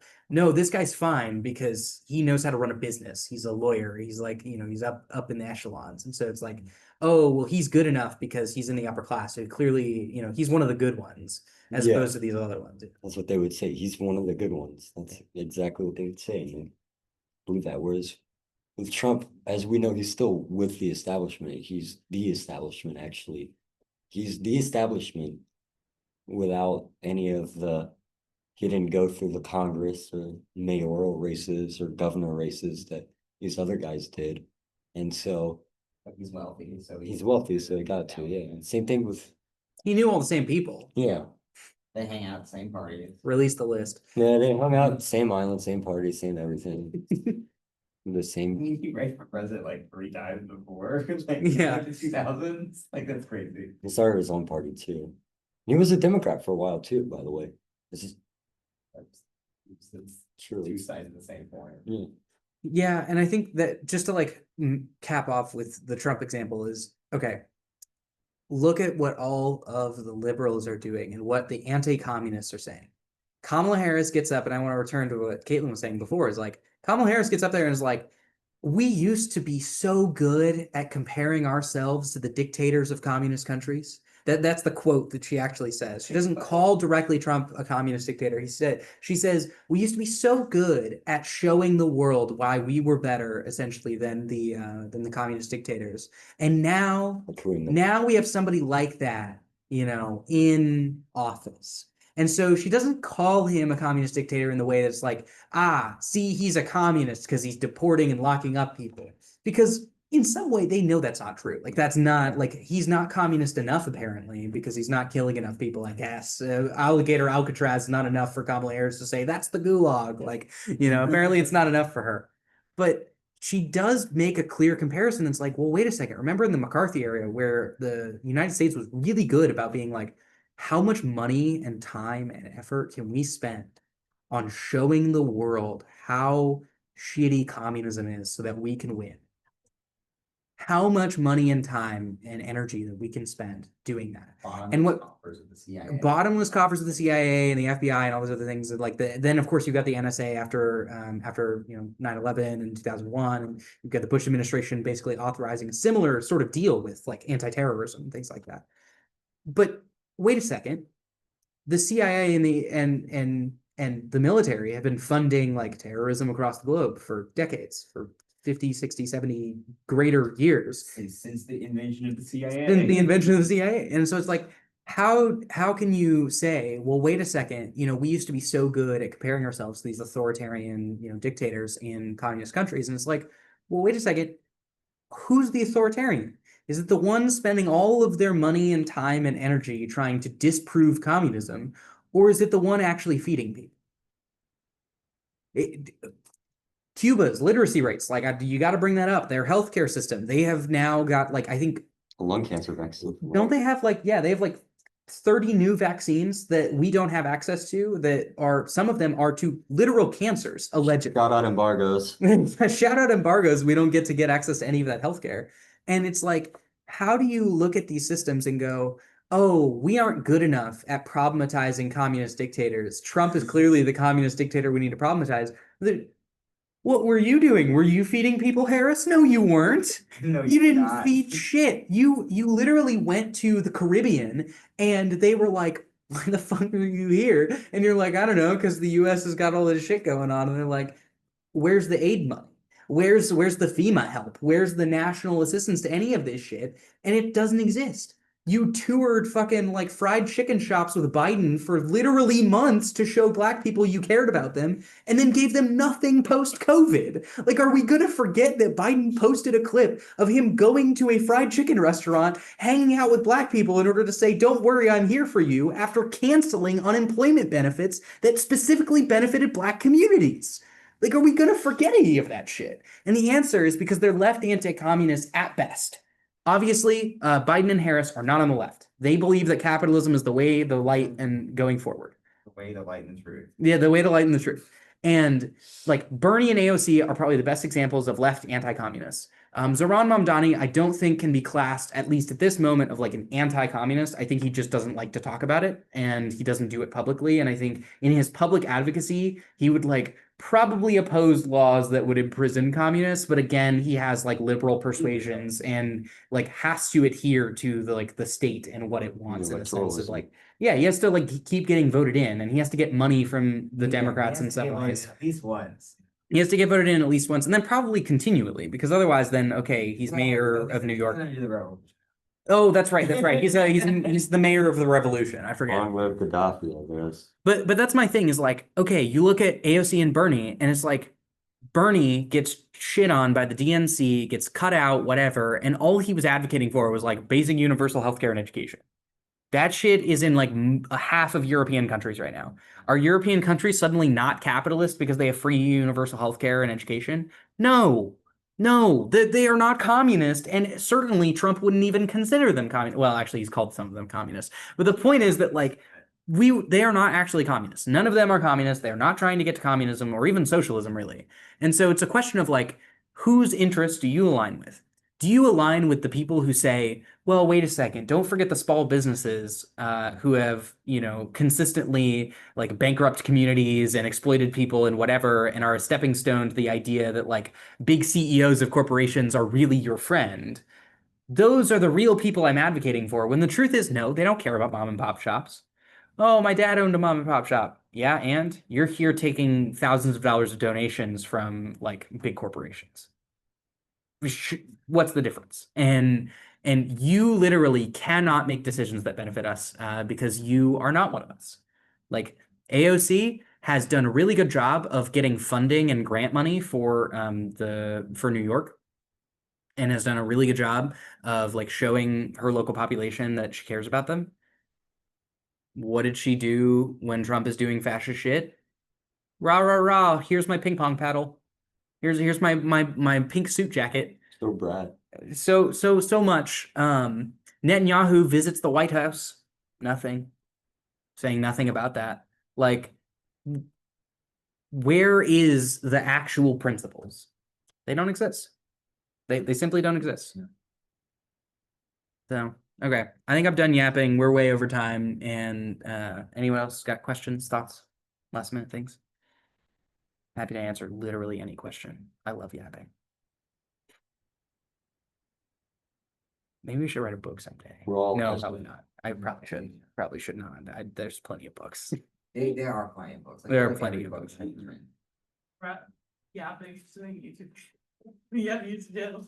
We're on YouTube. Yeah. We are. This is the YouTube channel. Everyone subscribe to the YouTube channel. We will continue to post more videos, get Like, notifications. subscribe, hit the Join- notification bell, Join the YDSA, follow our Instagram. We're doing all kinds of this cool shit and you don't want to miss out on it. and then zip Yep. your last slide. Our outreach chairs work really hard on that stuff and you should reward them for that.